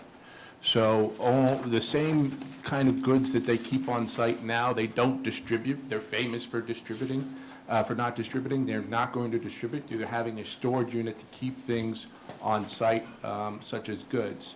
Treehouse's problem is that their beer is too good, and they need some more room. Currently, the storage area that they have now, there's been some questions that they're worried about safety because they think that it's not adequately, it could be safer to have a more developed storage area.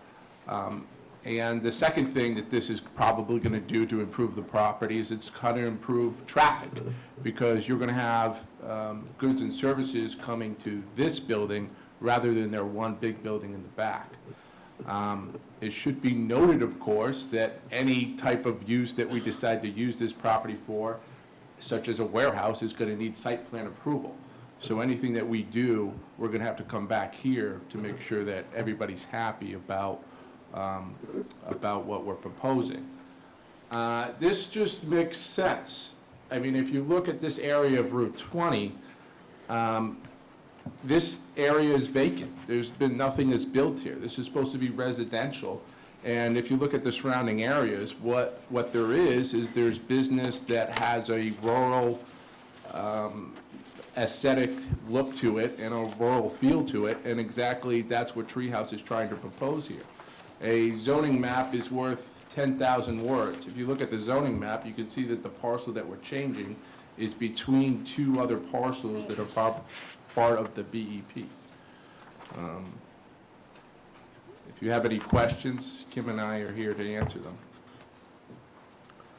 It actually looks like it's cleaning up the Zoning a little zoning bit. versus, Yeah, although it does leave one small section right along Route 20 without a change.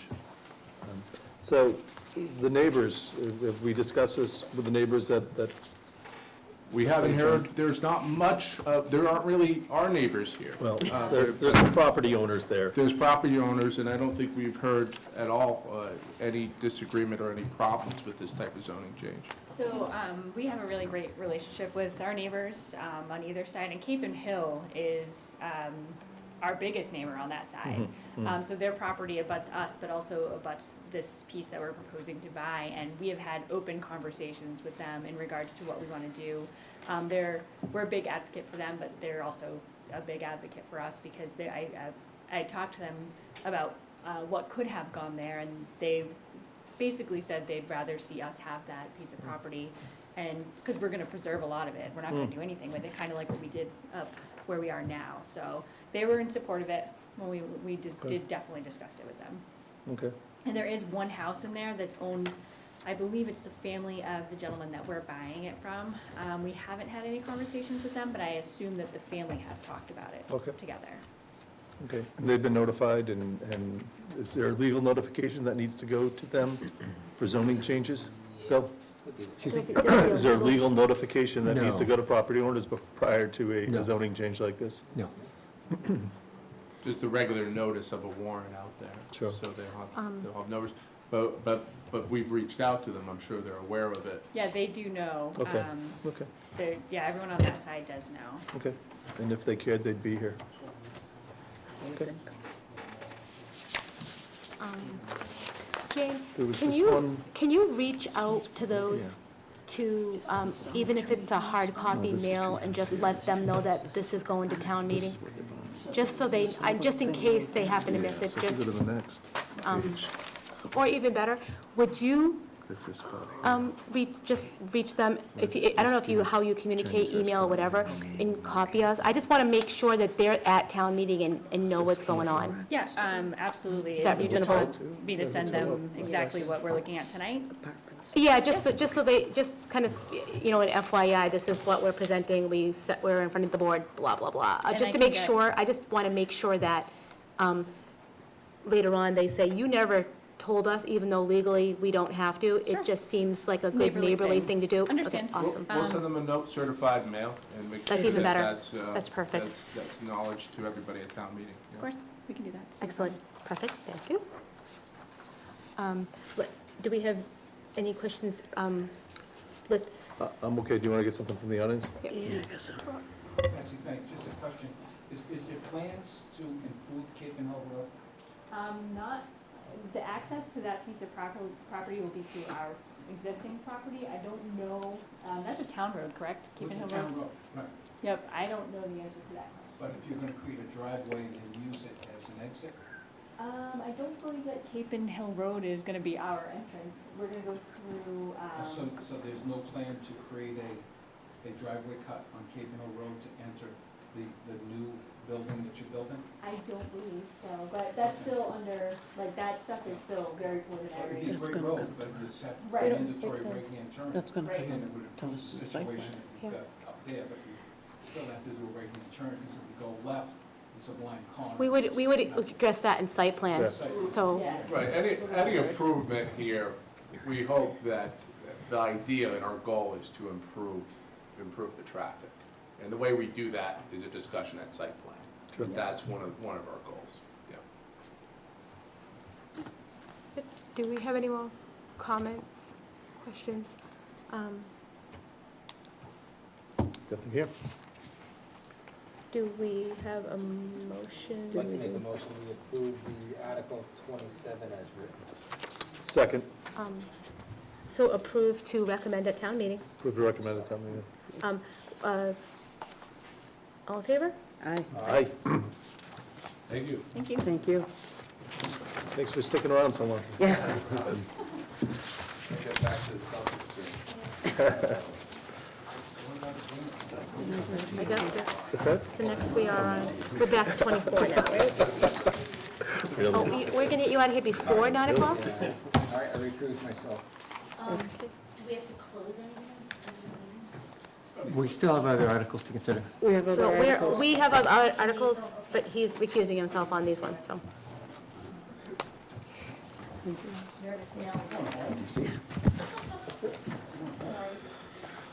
4:26. You're not gonna watch the Celtics, are you? Yeah.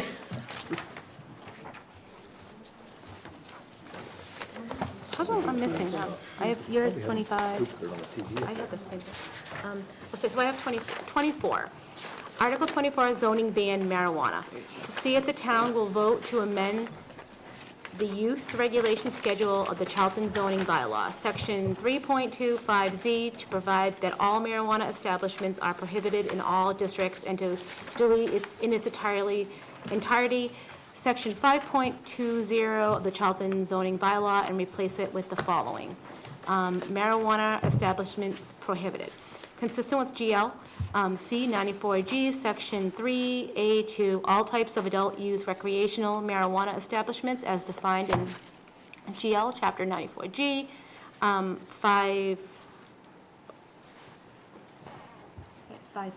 5.1? Section 1. 5, Section 1, and 935, CMR 500, including marijuana cultivators, craft marijuana cooperatives, marijuana product manufacturers, marijuana retailers, independent testing laboratories, marijuana research facilities, marijuana transporters, or any other type of licensed marijuana-related business shall be prohibited within the town of Charlton, or take any action relative thereto or thereon. So the reason why the planning board brought this up was because it was a vote on the Board of Selectmen, and it never made it to town meeting because a deadline was missed. Do we have comments or questions here? Do we have comments or questions from the audience? No?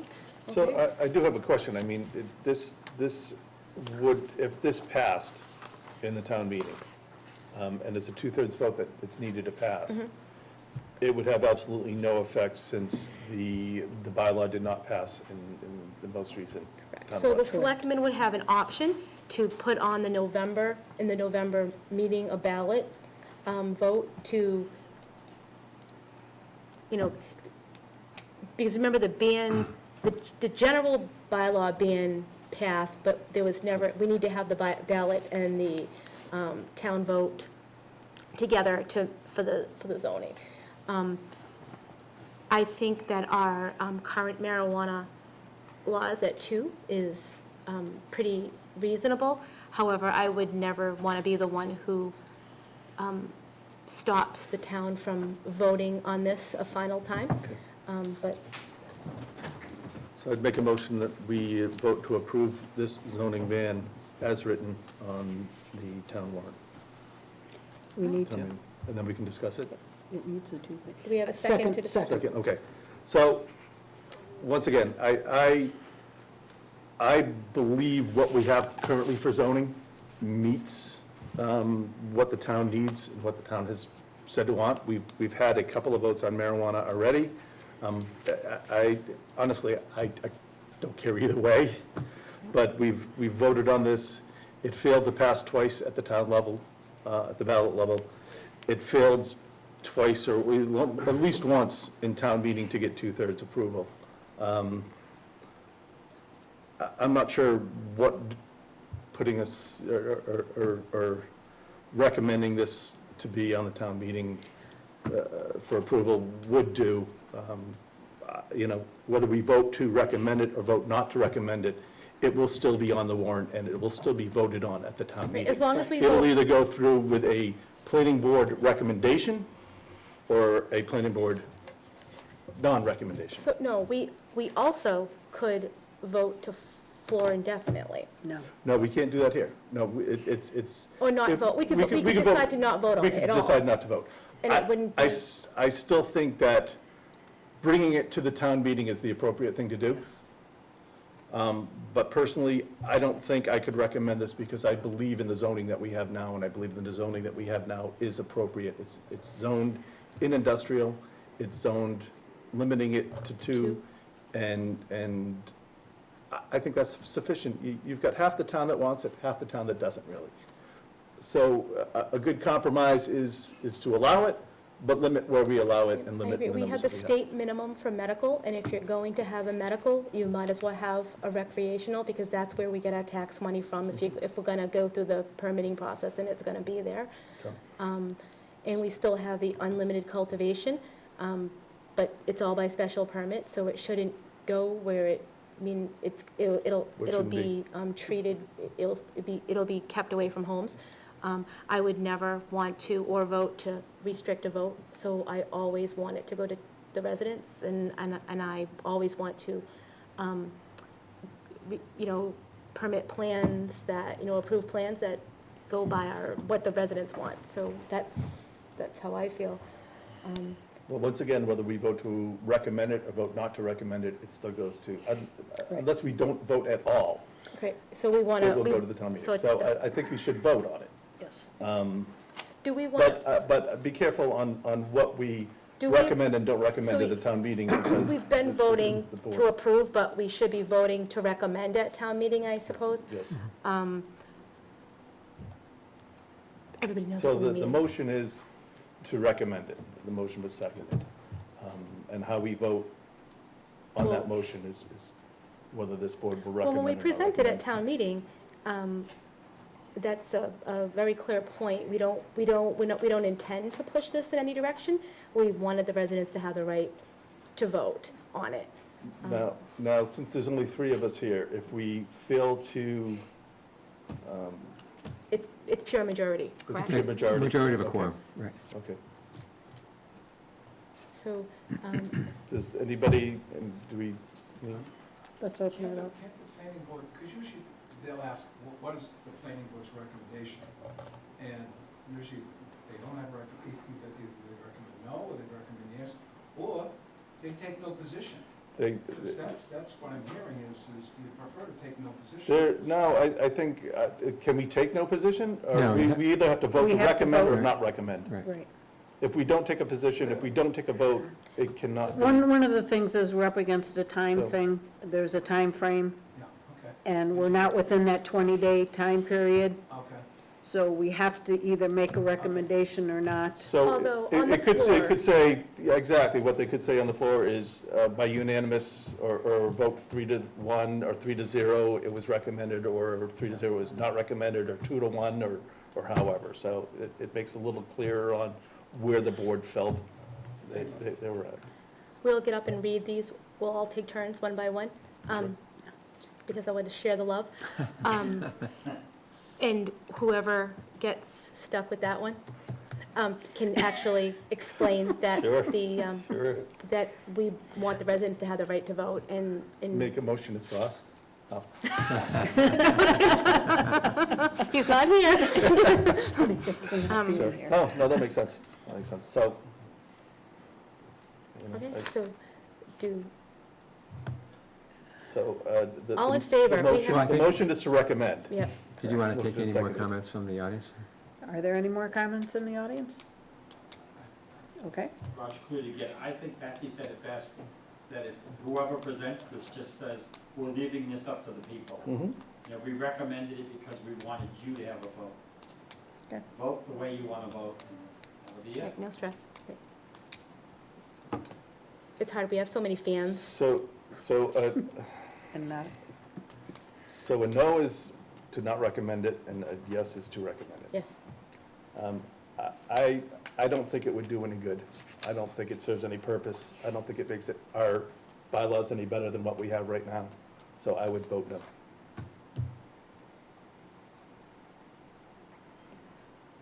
I have to vote last. I know.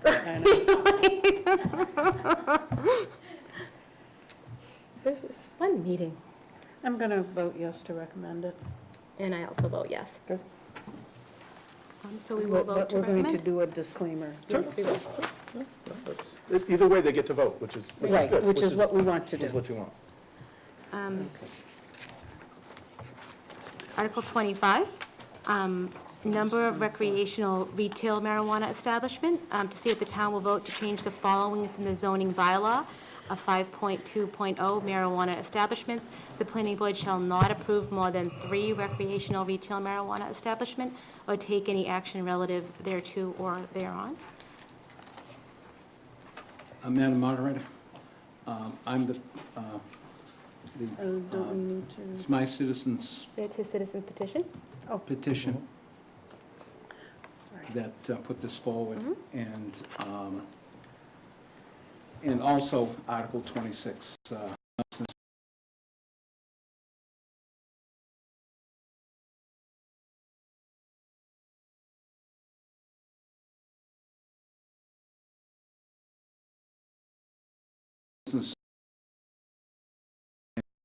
It's diagonally across from CVS. It's 5,000 square feet.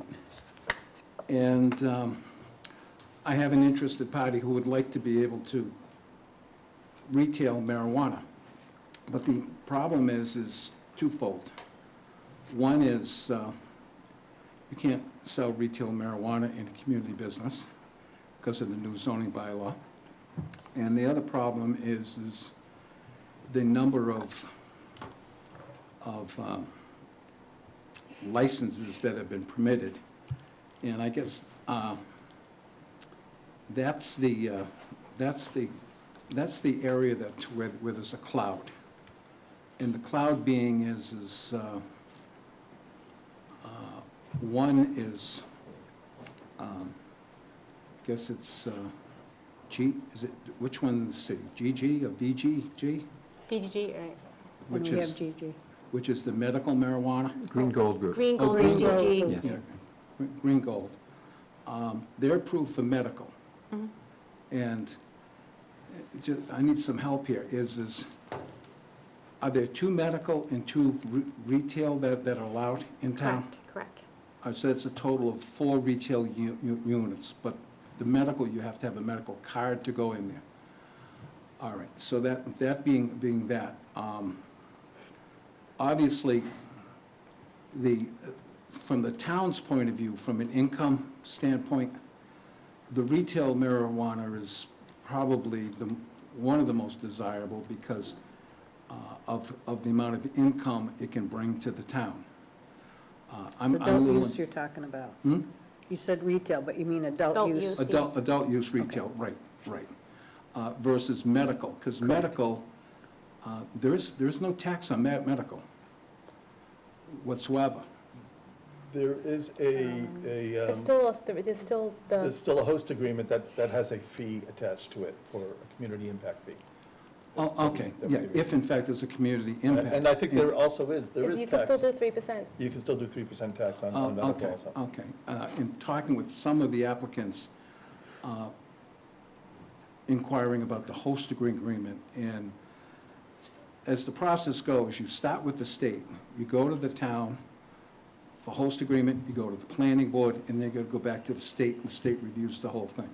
If the state reviews it and finds that it's unfair, that the state will change it. That they feel that certain people are getting choked.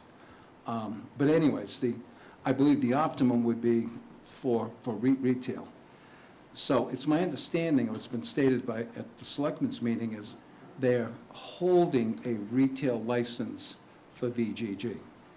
So, because I'm looking at my bylaw here and saying, geez, if there was another retail license available, then I wouldn't really care about the other people, because there's only really 2 out there now, so we'd be third, we're all set. But, because part of me, and I'll tell you, I already started the process of doing a petition to withdraw this, and if I'm not mistaken, as long as the petition is signed by the people who signed the original one in the exact order, that will be accepted. Am I correct? In that? Are you? I don't know. That's not our expertise We area. don't know that. Are you, if we do not vote on this, Yeah. I mean, you asked as a petitioner, if we do not vote on this, it won't go to It cannot town be meeting. voted on at the town meeting. It's, So we're just trying to simplify things. Okay. Is that what you're thinking, or? well, I'm thinking that, but when I'm trying to get as much time as possible to determine what's happening with these other potential retailers, because Green Gold has a license for medical, but not retail. Correct. So on the floor of the town meeting, you could always make a motion to table this. Okay, or I don't know if I could actually go to the town moderator beforehand and hand her the signed petition. You don't even and say need the signed withdraw. petition. You could just go, Okay, even okay. without, with the sign, even with Okay, the petition all right, out there and all the right, article on all there, right, all right. you could just make a motion to Right. table it and get a vote and. Because if in fact, when the last retail license goes out, as long as the people know where it's going, zoning doesn't matter. You know, again, from a point of view is if the zoning got changed and said, we don't care if we change the zoning, because this is the last retail marijuana for adult use that's going to be located in our town. Because my thought is that if you're going to have retail marijuana, you want to have it in a location to where it's central, it's safe, you've got plenty of parking, visibility, and you don't have to cross 4 lanes of Route 20. And the problem right now with the IG, even though we have a application into the selectmen for a place down in Charlton City, which is IG zone for retail, is it the best place? From a point of view of marketing, the answer is no. But does it meet all the criteria for it to fit there? Yes. Will it be one of the largest grossing stores in southern Worcester County? No, because it's not on a road that has 28,000 cars that go by it every day. And that even when, once you come out of Charlton down by Oxbow, and you're going up to the center, just before you get to CVS, it's 28,000 cars. You have that intersection, go down the hill, there's another intersection, then 169. It goes from 28,000 to 12,000 cars. So west of 169 is 12,000 cars.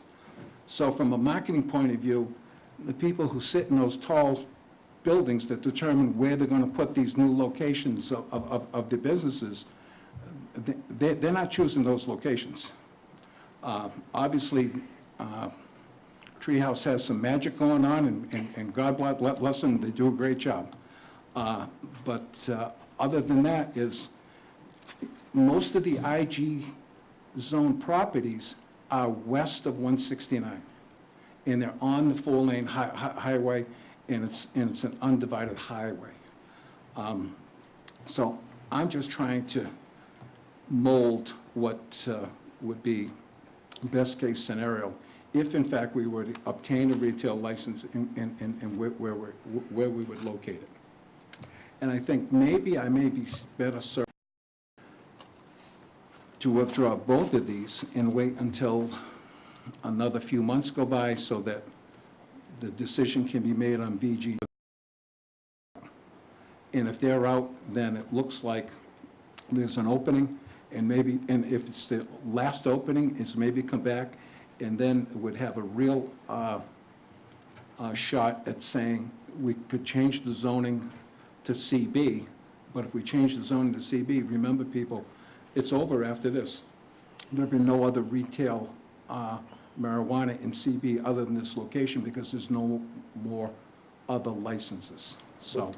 Right, But if so, it's changed to CB, well, we're on the wrong amendment, the wrong. yeah, with. Well, no, we're, correct. I Let's- just wanted to let's give you go look the at whole Article picture. 25 right now Yeah. and So, look at the merits of that. My thought on these type of changes is that we haven't really had a chance. We're going to do a complete zoning map redo, which yeah. should alter what's BEP and what's industrial and what's, community business to make more sense about reality. I think we can all drive down and hand-pick certain spots that are clearly wrong on the zoning map.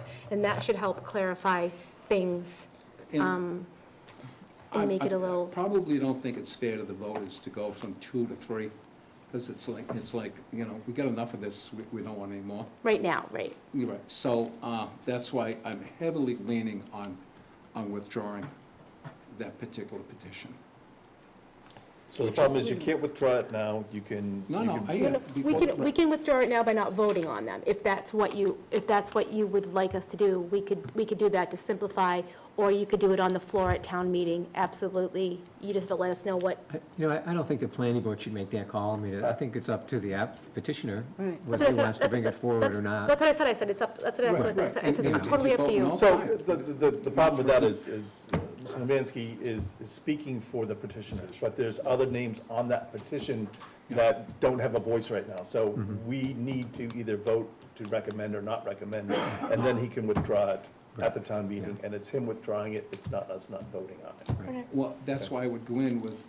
Yep, and that's fine. With the original list of the petitioners that counter that to where they would all be speaking. Sure, and I don't think you'd have a Thank you for that. tough time convincing the town meeting to table it. Yeah. If it gets them out of there That's 20 right. minutes earlier, That's right, enough is enough. I think they'd be all for it. Yeah. So, so is there, and So do we have any comments from the audience? I have a question, Margaret Russell, and just give a clarification about the retail licenses. Why don't you come up? Yes, we can.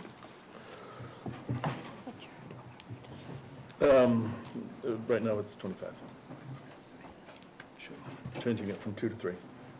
My question is, we have approved at town meeting 2 retail licenses. Where does that stand in town? Are those licenses given out? Are you talking about adult recreational licenses? Adult Adult use, recreational adult use. retail. Adult use, yeah. So currently, there's, I don't know where we are with the licenses, because there's no We have pot not, purveyors in town that have actually, our board has not given out any adult recreational adult retail, use. adult use recreational licenses at this moment. So technically, there are still 2 available. there are 2 host agreements that have been signed that promise them. Does that That's mean all that we there know. are That's none all we know. No, I disagree with that. So there's a host agreement for Green Gold Group Yes, that allows for adult medical. use. No, there's a host agreement that was modified last August for Green Grow that allowed adult use retail. And there's also verbiage in the VGG host agreement that allows retail, although they never They brought that cannot. forward. They cannot. They never brought that forward for a site plan. So there's the question there is whether VGG has or should get anything. In the Yes. They planning should, they board's, can't. They Right. can't build a building there. in the And planning you and I board's both eyes, agree on that, but there's, no, in the planning board's eyes, they do not have the amount of space to be able to use that retail. whether it's medical or Right, correct. adult recreational, there's just not the land space to do They have that. maxed out their building with what they're doing with the growth facility. And that modification would require a brand-new Well, site plan. not to play devil's advocate, but they could always cancel that, and on their commercial part of. Well, they would have to come in for a whole new site They plan. would have to come in for a new site plan, but they've already have a host agreement that allows it. So it's questionable, and I don't know, it's a lawyer that needs, my opinion, No. they don't, we should not be holding a license for somebody that does not have one yet, He doesn't have land to put it on. doesn't have land to put it on. So in our board's eyes, if a But project comes that's- to us, we will meet with the appropriate boards and And their right to do Review. that depends on the outcome of the definitive plan decision. So as of now, with the planning board denial of that definitive plan, they've lost their right. But if the court comes back and asks the plan, or tells the planning board to approve that plan, then they would regain that zoning protection. Okay, question number 2 regarding that. When we made this ruling last town meeting, were they, Green Gold and Valley Green Grow, grandfathered? Did they not count toward the 2? That's something I kind of remember was being discussed. There's so much Last uncertainty around us. So- Those are questions I don't know if we can answer I tonight. think that even lawyers could argue either way. To us, if it says there's a total 2, we don't say, well, there was already 2 and we're going to do 2 more, in my eyes, and my board can I think at the end of the disagree. day, 2 is 2. Two is The 2 first is 2 that 2. come is 2, that's 2. We don't, that's how I look at it, and I'm However sure it you gets can that get, way, again, get a lawyer to fight in both directions, but to us, if it says 2 in our bylaws, The our zoning wording- bylaws, the- it's The 2. wording says the planning board shall not approve more than 2. So the first 2 we So- approve, No matter what, To when us they're is approved. to us, it's very black and white. Okay, thank you. Just a second, Mike. It just, I don't mean to, whether I'm confused or what, but VGG on Old Worcester Road, they applied for a retail marijuana? no. Okay. 'Cause I But they have know- a host agreement that says that they can. That's what the host agreement, but nowhere in the state application is there any application for retail. It's all for growth. We don't know what's going We on in the don't know. state. Yeah. It's not our Well, business. We didn't see their application. They all we- also said, all- though, that they had no intention of applying for retail. So they Numerous times. clearly said on video, they clearly said at a meeting that they have no It's no intention. retail. Retail. Okay, all right, and then At this time. when we get down to Green Grow, down in Charlton City, they have been, they applied for medical Only, yes, correct. only. So before the zoning change, when we allowed it in CB, they came in, they had a site plan, and we approved for medical only, and with the condition that if they were going to come in for a retail, they would have to come in for a brand-new site plan. Now, again, a lawyer may be able to question this particular fact.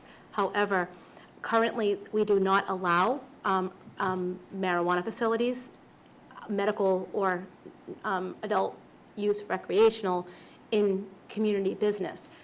So that would be in the lawyer's hands to determine if now they could provide a new site plan and do something retail. My board could have different opinions, but if you're coming to me with an independent site plan, putting up a marijuana facility in a community business zoned, their option would be to change that land to industrial for us to be able to review that. Right. But my board could have different opinions on that.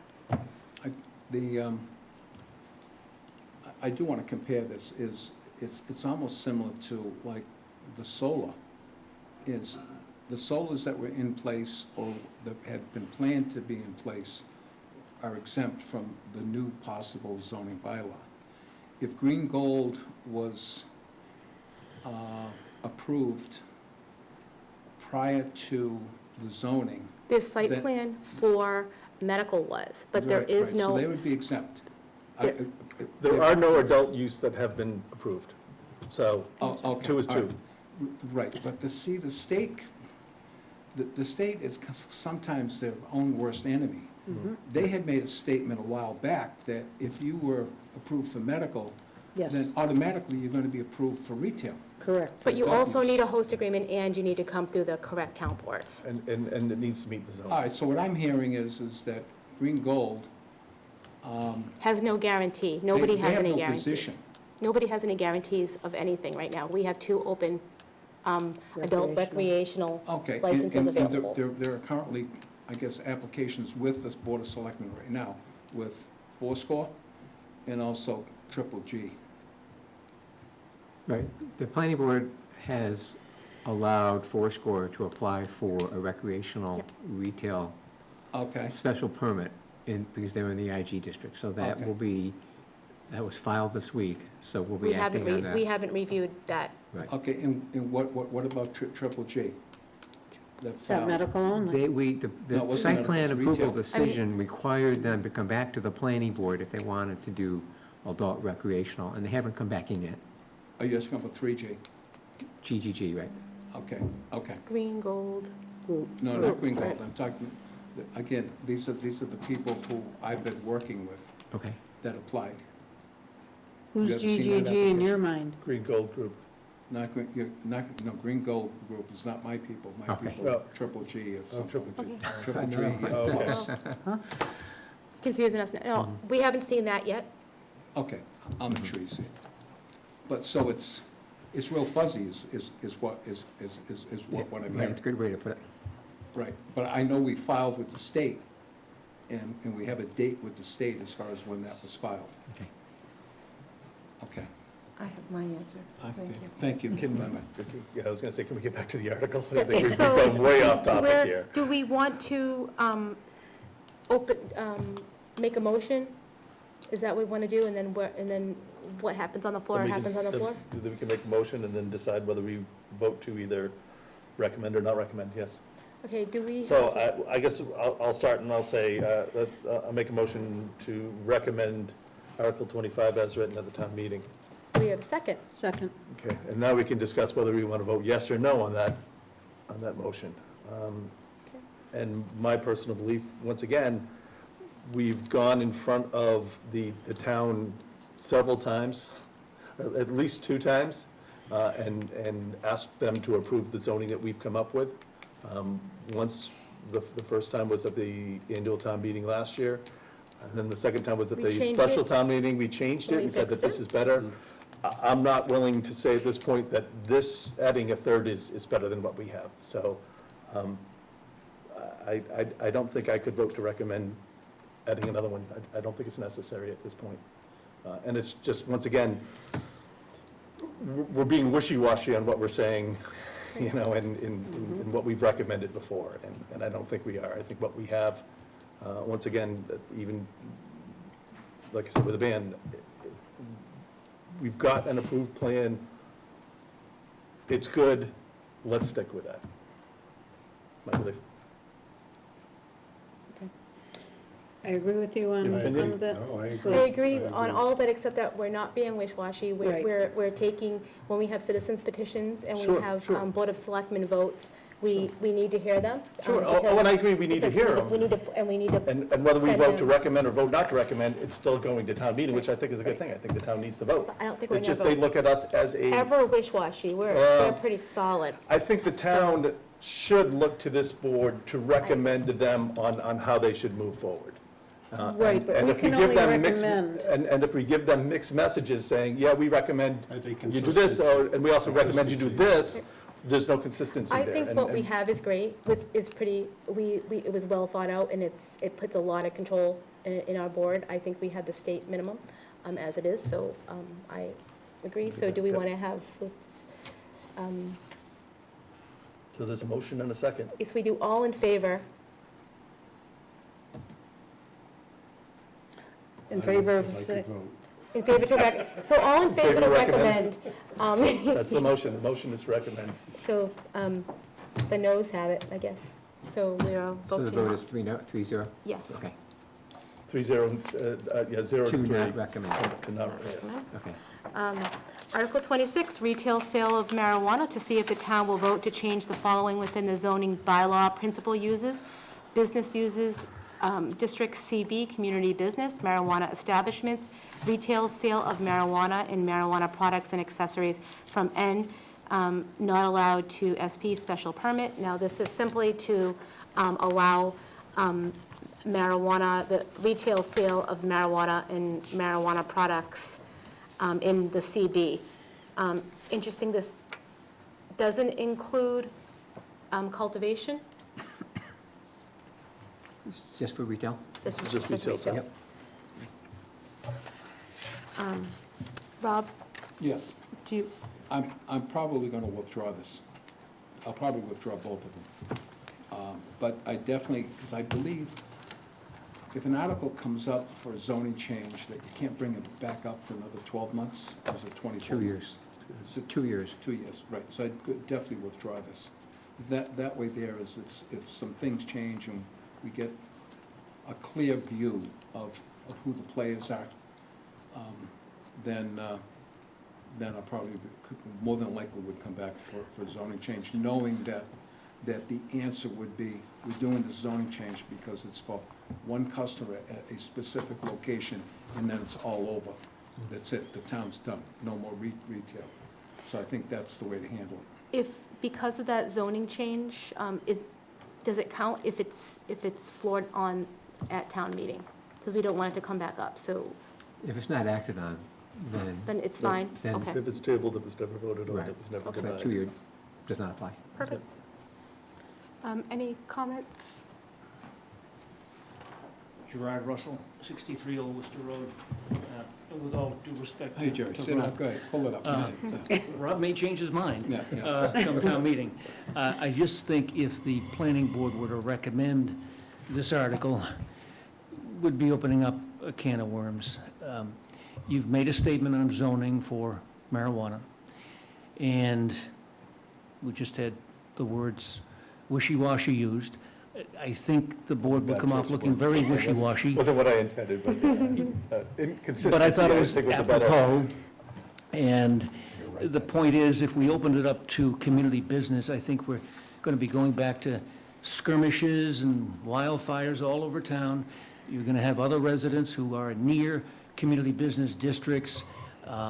Retail, it creates a host of problems, and a small portion of the Charlton Orchard is zoned community business, where they made the apple pies. And it could conceivably happen that a retailer other than VGG were to come in and try to get a license if things changed in community business at that site. Then we're back to the issue of traffic on Old Worcester Road. There's no mandating that they have access via Route 20. It's just, I think, asking for more problems. Thank you. Thanks, Jerry. Thank you. Any other comments? Just to get back to the intent of my plan was and still is that if there's a retail license available and it's the last retail license, there's no other retail marijuana license to be issued, is, again, I still believe the best location for that would be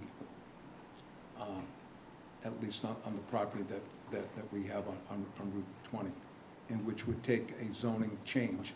But the zoning change, other than that night in that business going on that property, it's done and over with, because the limit is 2.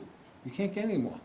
And I would, and I don't blame Jerry for what they've gone through. That whole neighborhood over there was unfair to them, totally unfair. They want to make sure that the door is shut and they park the tank on top of the door so it never, ever gets open. But that's where I'm coming from, and I think that as far as servicing the community would be best served. And just if I make one other thing, and this isn't a negative comment, but the viability of the applicants really needs to be looked into. I was just talking with someone who's very astute on this whole marijuana situation in the state. In 2014, there were 6 applications that have gone through all approved, and they haven't opened, because they can't financially pull it off. And it's, again, it's, if you're gonna do a retail outlet, I was asking this person who again, has had multiple stores. He says $500,000 to $600,000, that's what you're gonna need. If you're gonna do grow, he says it's close to $8 million by the time you buy all the equipment. And don't forget, when you grow, you've gotta grow for 12 to 16 weeks before you're gonna get a harvest. So that means you've gotta build, equip, pay your help, all that time, and before you can go to harvest and go to market. So you've gotta make sure that whoever you're doing business with has got that financial backing to say, fine, we got the green light, let's get going, rather than stuck in the mud, so. You should be sitting in front of the select That's board the right now. I select- know we're in the selectmen's room, but we have nothing to do now, so you need to come back on Tuesdays. No, but the planning board is just a bigger part as, you know. We should be as- working collaboratively to screen and together to decide host and planning if it's a good Right, plan for right. our town in general and not be operating in silos. They should be doing background Exactly, checks and everything exactly, else. And clearly, our town is moving in that direction. We will work together to make sure that the right decisions are being made. Right. Thank you very much for your time, I appreciate it. Do we have a motion to recommend? You know, I'll do this a little bit different this time. I'll make a to- motion that we do not recommend this at town meeting, Okay. just to mess things up just a little bit. No problem, that's one. There's the motion. Second. All in favor? Do we want to talk about it? No? Yeah, aye. Aye. So that's a To no. not recommend. Okay. Okay, is that it? It was easy. We don't have a 27? Is that all? We did 27. Oh, that's right. 27. That's all Okay, he's perfect. zoning, it was the zoning. Excellent. All right. Yes, okay. Yeah, we did. Okay, Yeah, I got we got everything, right? Yeah, Yes? again, Yes. That was on the articles? Okay. Is there anything else in your packet you wanted to look at? Under other business at time of posting, it looks like we, I'm sorry. what- Should we close the public hearing? Okay. I make a motion, we close the public hearing? second. all in favor? Aye. Thank you. Thank you. See, those Robert rules didn't do me very well. Let's do them again. Good thing you're paying attention. See, that's what happens when you're driving. Good.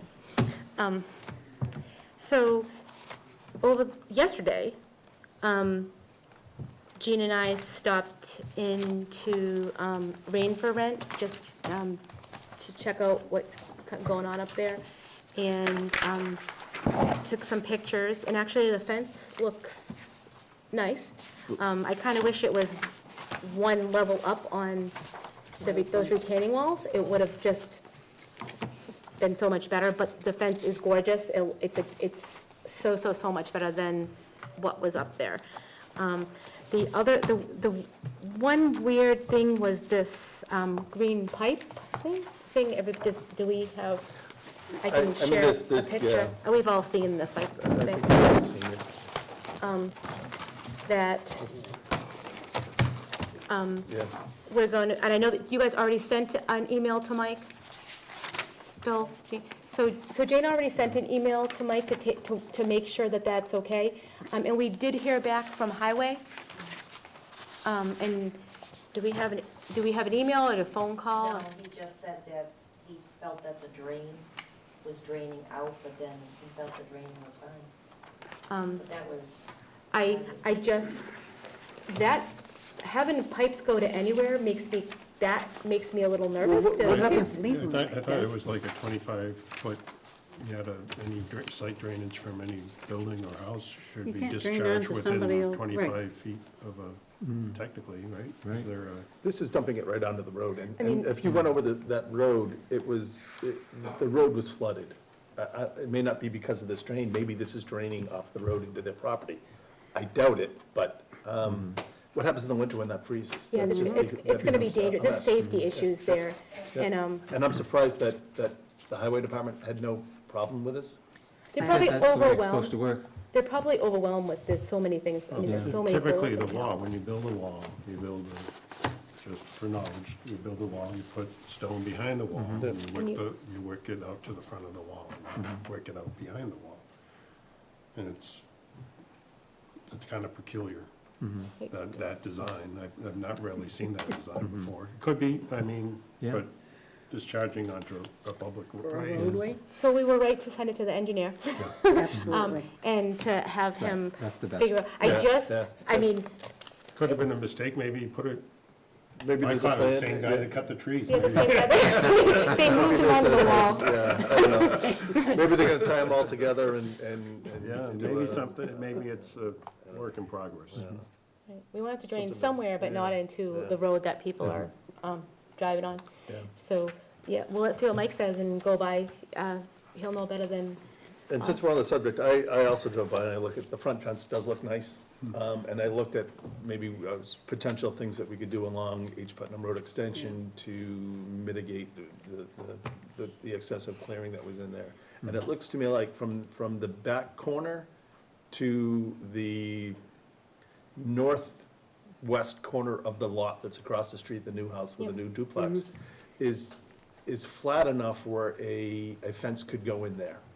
And it's high enough where a fence could go in there, so if they put an 8-foot fence, that would block at least that house's view of the we're looking lot. at, even if they carried on those blocks, they could have just stuck it and it seemed like, right in that. I'm not sure that's even necessary Right. in No, this, you're in right. this, in this location. And then from that northwest corner of that lot up, they could do plantings which would take care of any unsightly for people driving by. I'm most concerned about that house that's there, that new house that was just built and just sold, where you couldn't see what was there, and now it's wide open and clear. So I think that's where I would put my energy to get things fixed, and I think a fence is appropriate there. I know it's a little bit more expensive than some conifers, but I think that's the only thing you're gonna get there that's gonna help their So you're situation. meeting the landscaping Yes. people up there, right? Yes, correct. So would you just mention that, what they think about moving the fence So down? a fence is an option. Okay. Yeah, I know that they were saying that it was impossible, but not all the way, but partially, that's what we thought when we were Yep. up there too. Yeah. Put it on the box and set it up high so that it's blocking. And see what, Yeah. it may be cheaper than all, but planting gets expensive, so Yeah. maybe it's cheaper to do the fence, I mean, Yeah, but we're, and very, excited to hear what the landscaper,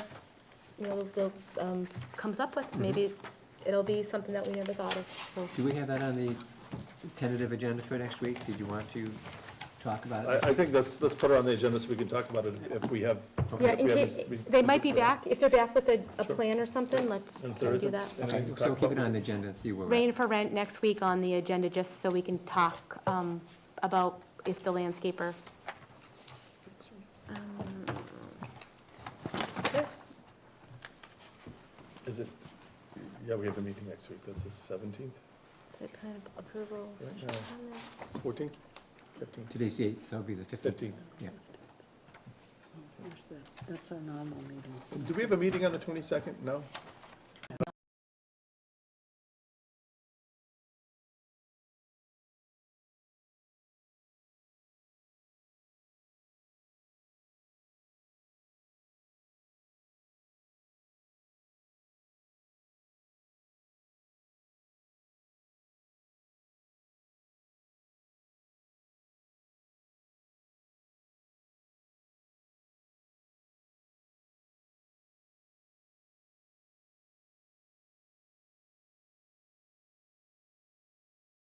Letters. That's the only thing that's missing from the application. You say I have the agendas.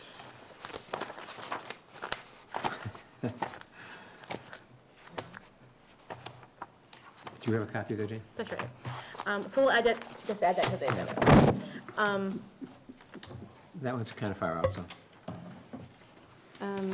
Anything else? You'll notice that you did get a copy of the odor peer review report, pretty much consistent with what they What they said said at the before, meeting. and I think As we're covered part reference. with the conditions in the, Right, so I Oh, yeah. included No, their yeah, no, that's perfect. recommendations as conditions. You got a copy? Yep. I want to keep this copy, is that okay? Oh, yes, please do. Here. Did you sign the decision, Patsy, or do you want to have the board You vote on have, it? you have all my all the Okay, decisions are all that's been signed. okay.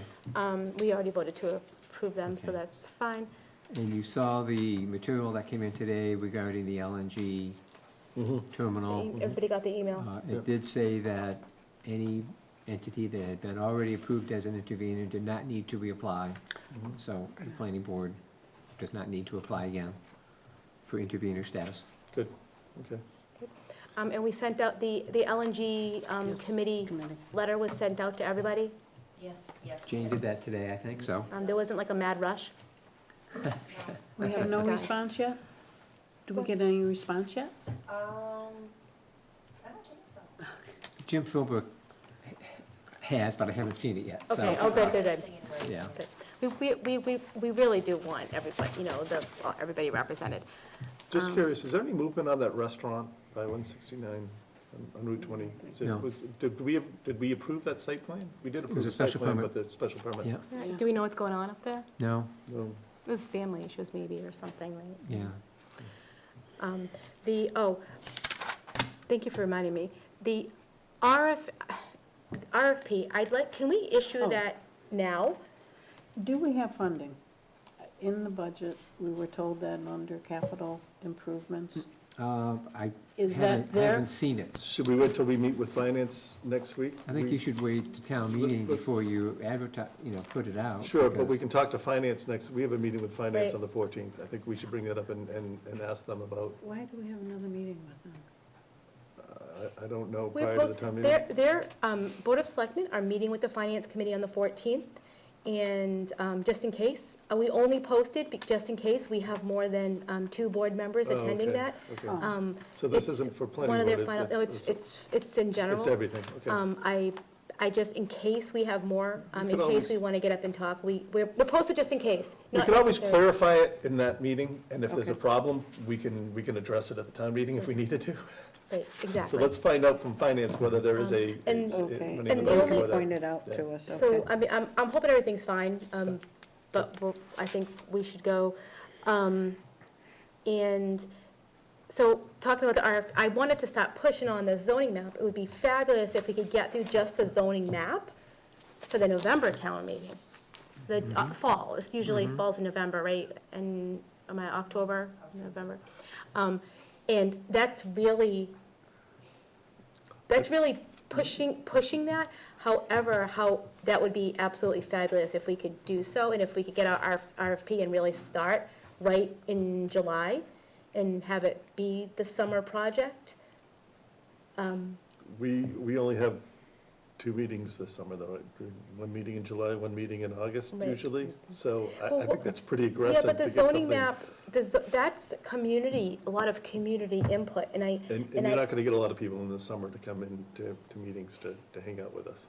No, we can get the RFP out there. but we can get the Sure, RFP out, and we sure, can okay. get a consultant on, because they're gonna have to do Yes. upfront planning and stuff, and You have to review everybody. Everybody's and RFP. Well, all you said that. you wanted to get the map done Well, for this- the November town meeting. I think that's Yeah. aggressive. see, I don't really think the that's- map itself won't be, the 90% of, 85% actually, 86% of it is probably that agricultural to residential, and then the rest is probably physically driving down Route 20, 169, and really look what's BEP, what's industrial, what needs to be tweaked down there, and, I like your enthusiasm.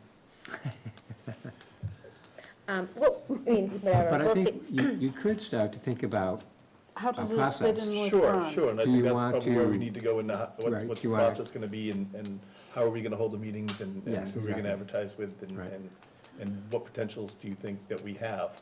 I don't think we'll have anything ready for a November town meeting. I just- Well, if we set a goal, that's- then there's a good chance we'll be done, ready for the May. That's true, if we set it I for, mean, maybe, That's maybe the goal. getting just the landowners that are in question, just to get a. To give start them talking the and- heads up and just get them, so there's some, Aware. some They're supporting.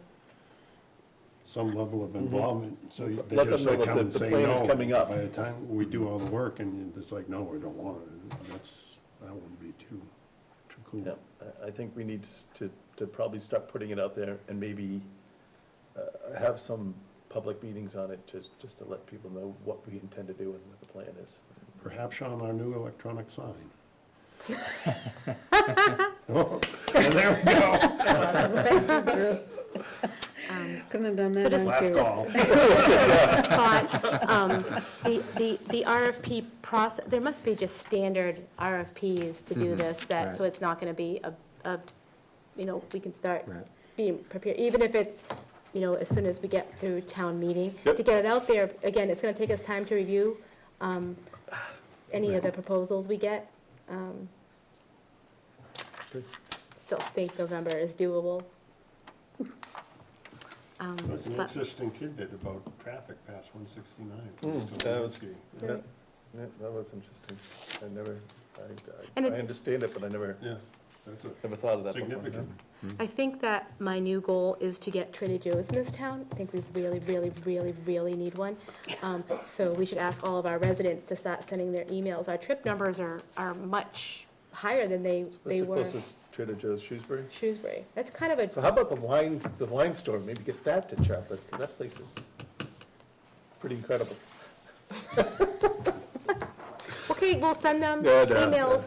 yeah, I mean, that will be. That would like, get some could be people in, but our that's not a goal. bad idea. 'cause But that would- everybody sends emails and everybody, because then if That would- if they get all this publicity, if they get That would all bring this- people from out of town into. to go to not Trader just Joe's, the people in Sturbridge, town. I think you know, would all get the people. Oxford, because everybody, That's a great idea. Start having all those little, EDC, get with the we talked EDC. about and- last, instead of having factories, have little niche, not niche, but you have the treehouse, you'll have. we have marketplace, 13,000 you'll have- Right, yeah. people in this town. Yeah, If you'll have- 13,000 emails go to Trader Joe's corporate, 1,000 I emails? think that's a good job for the EDC.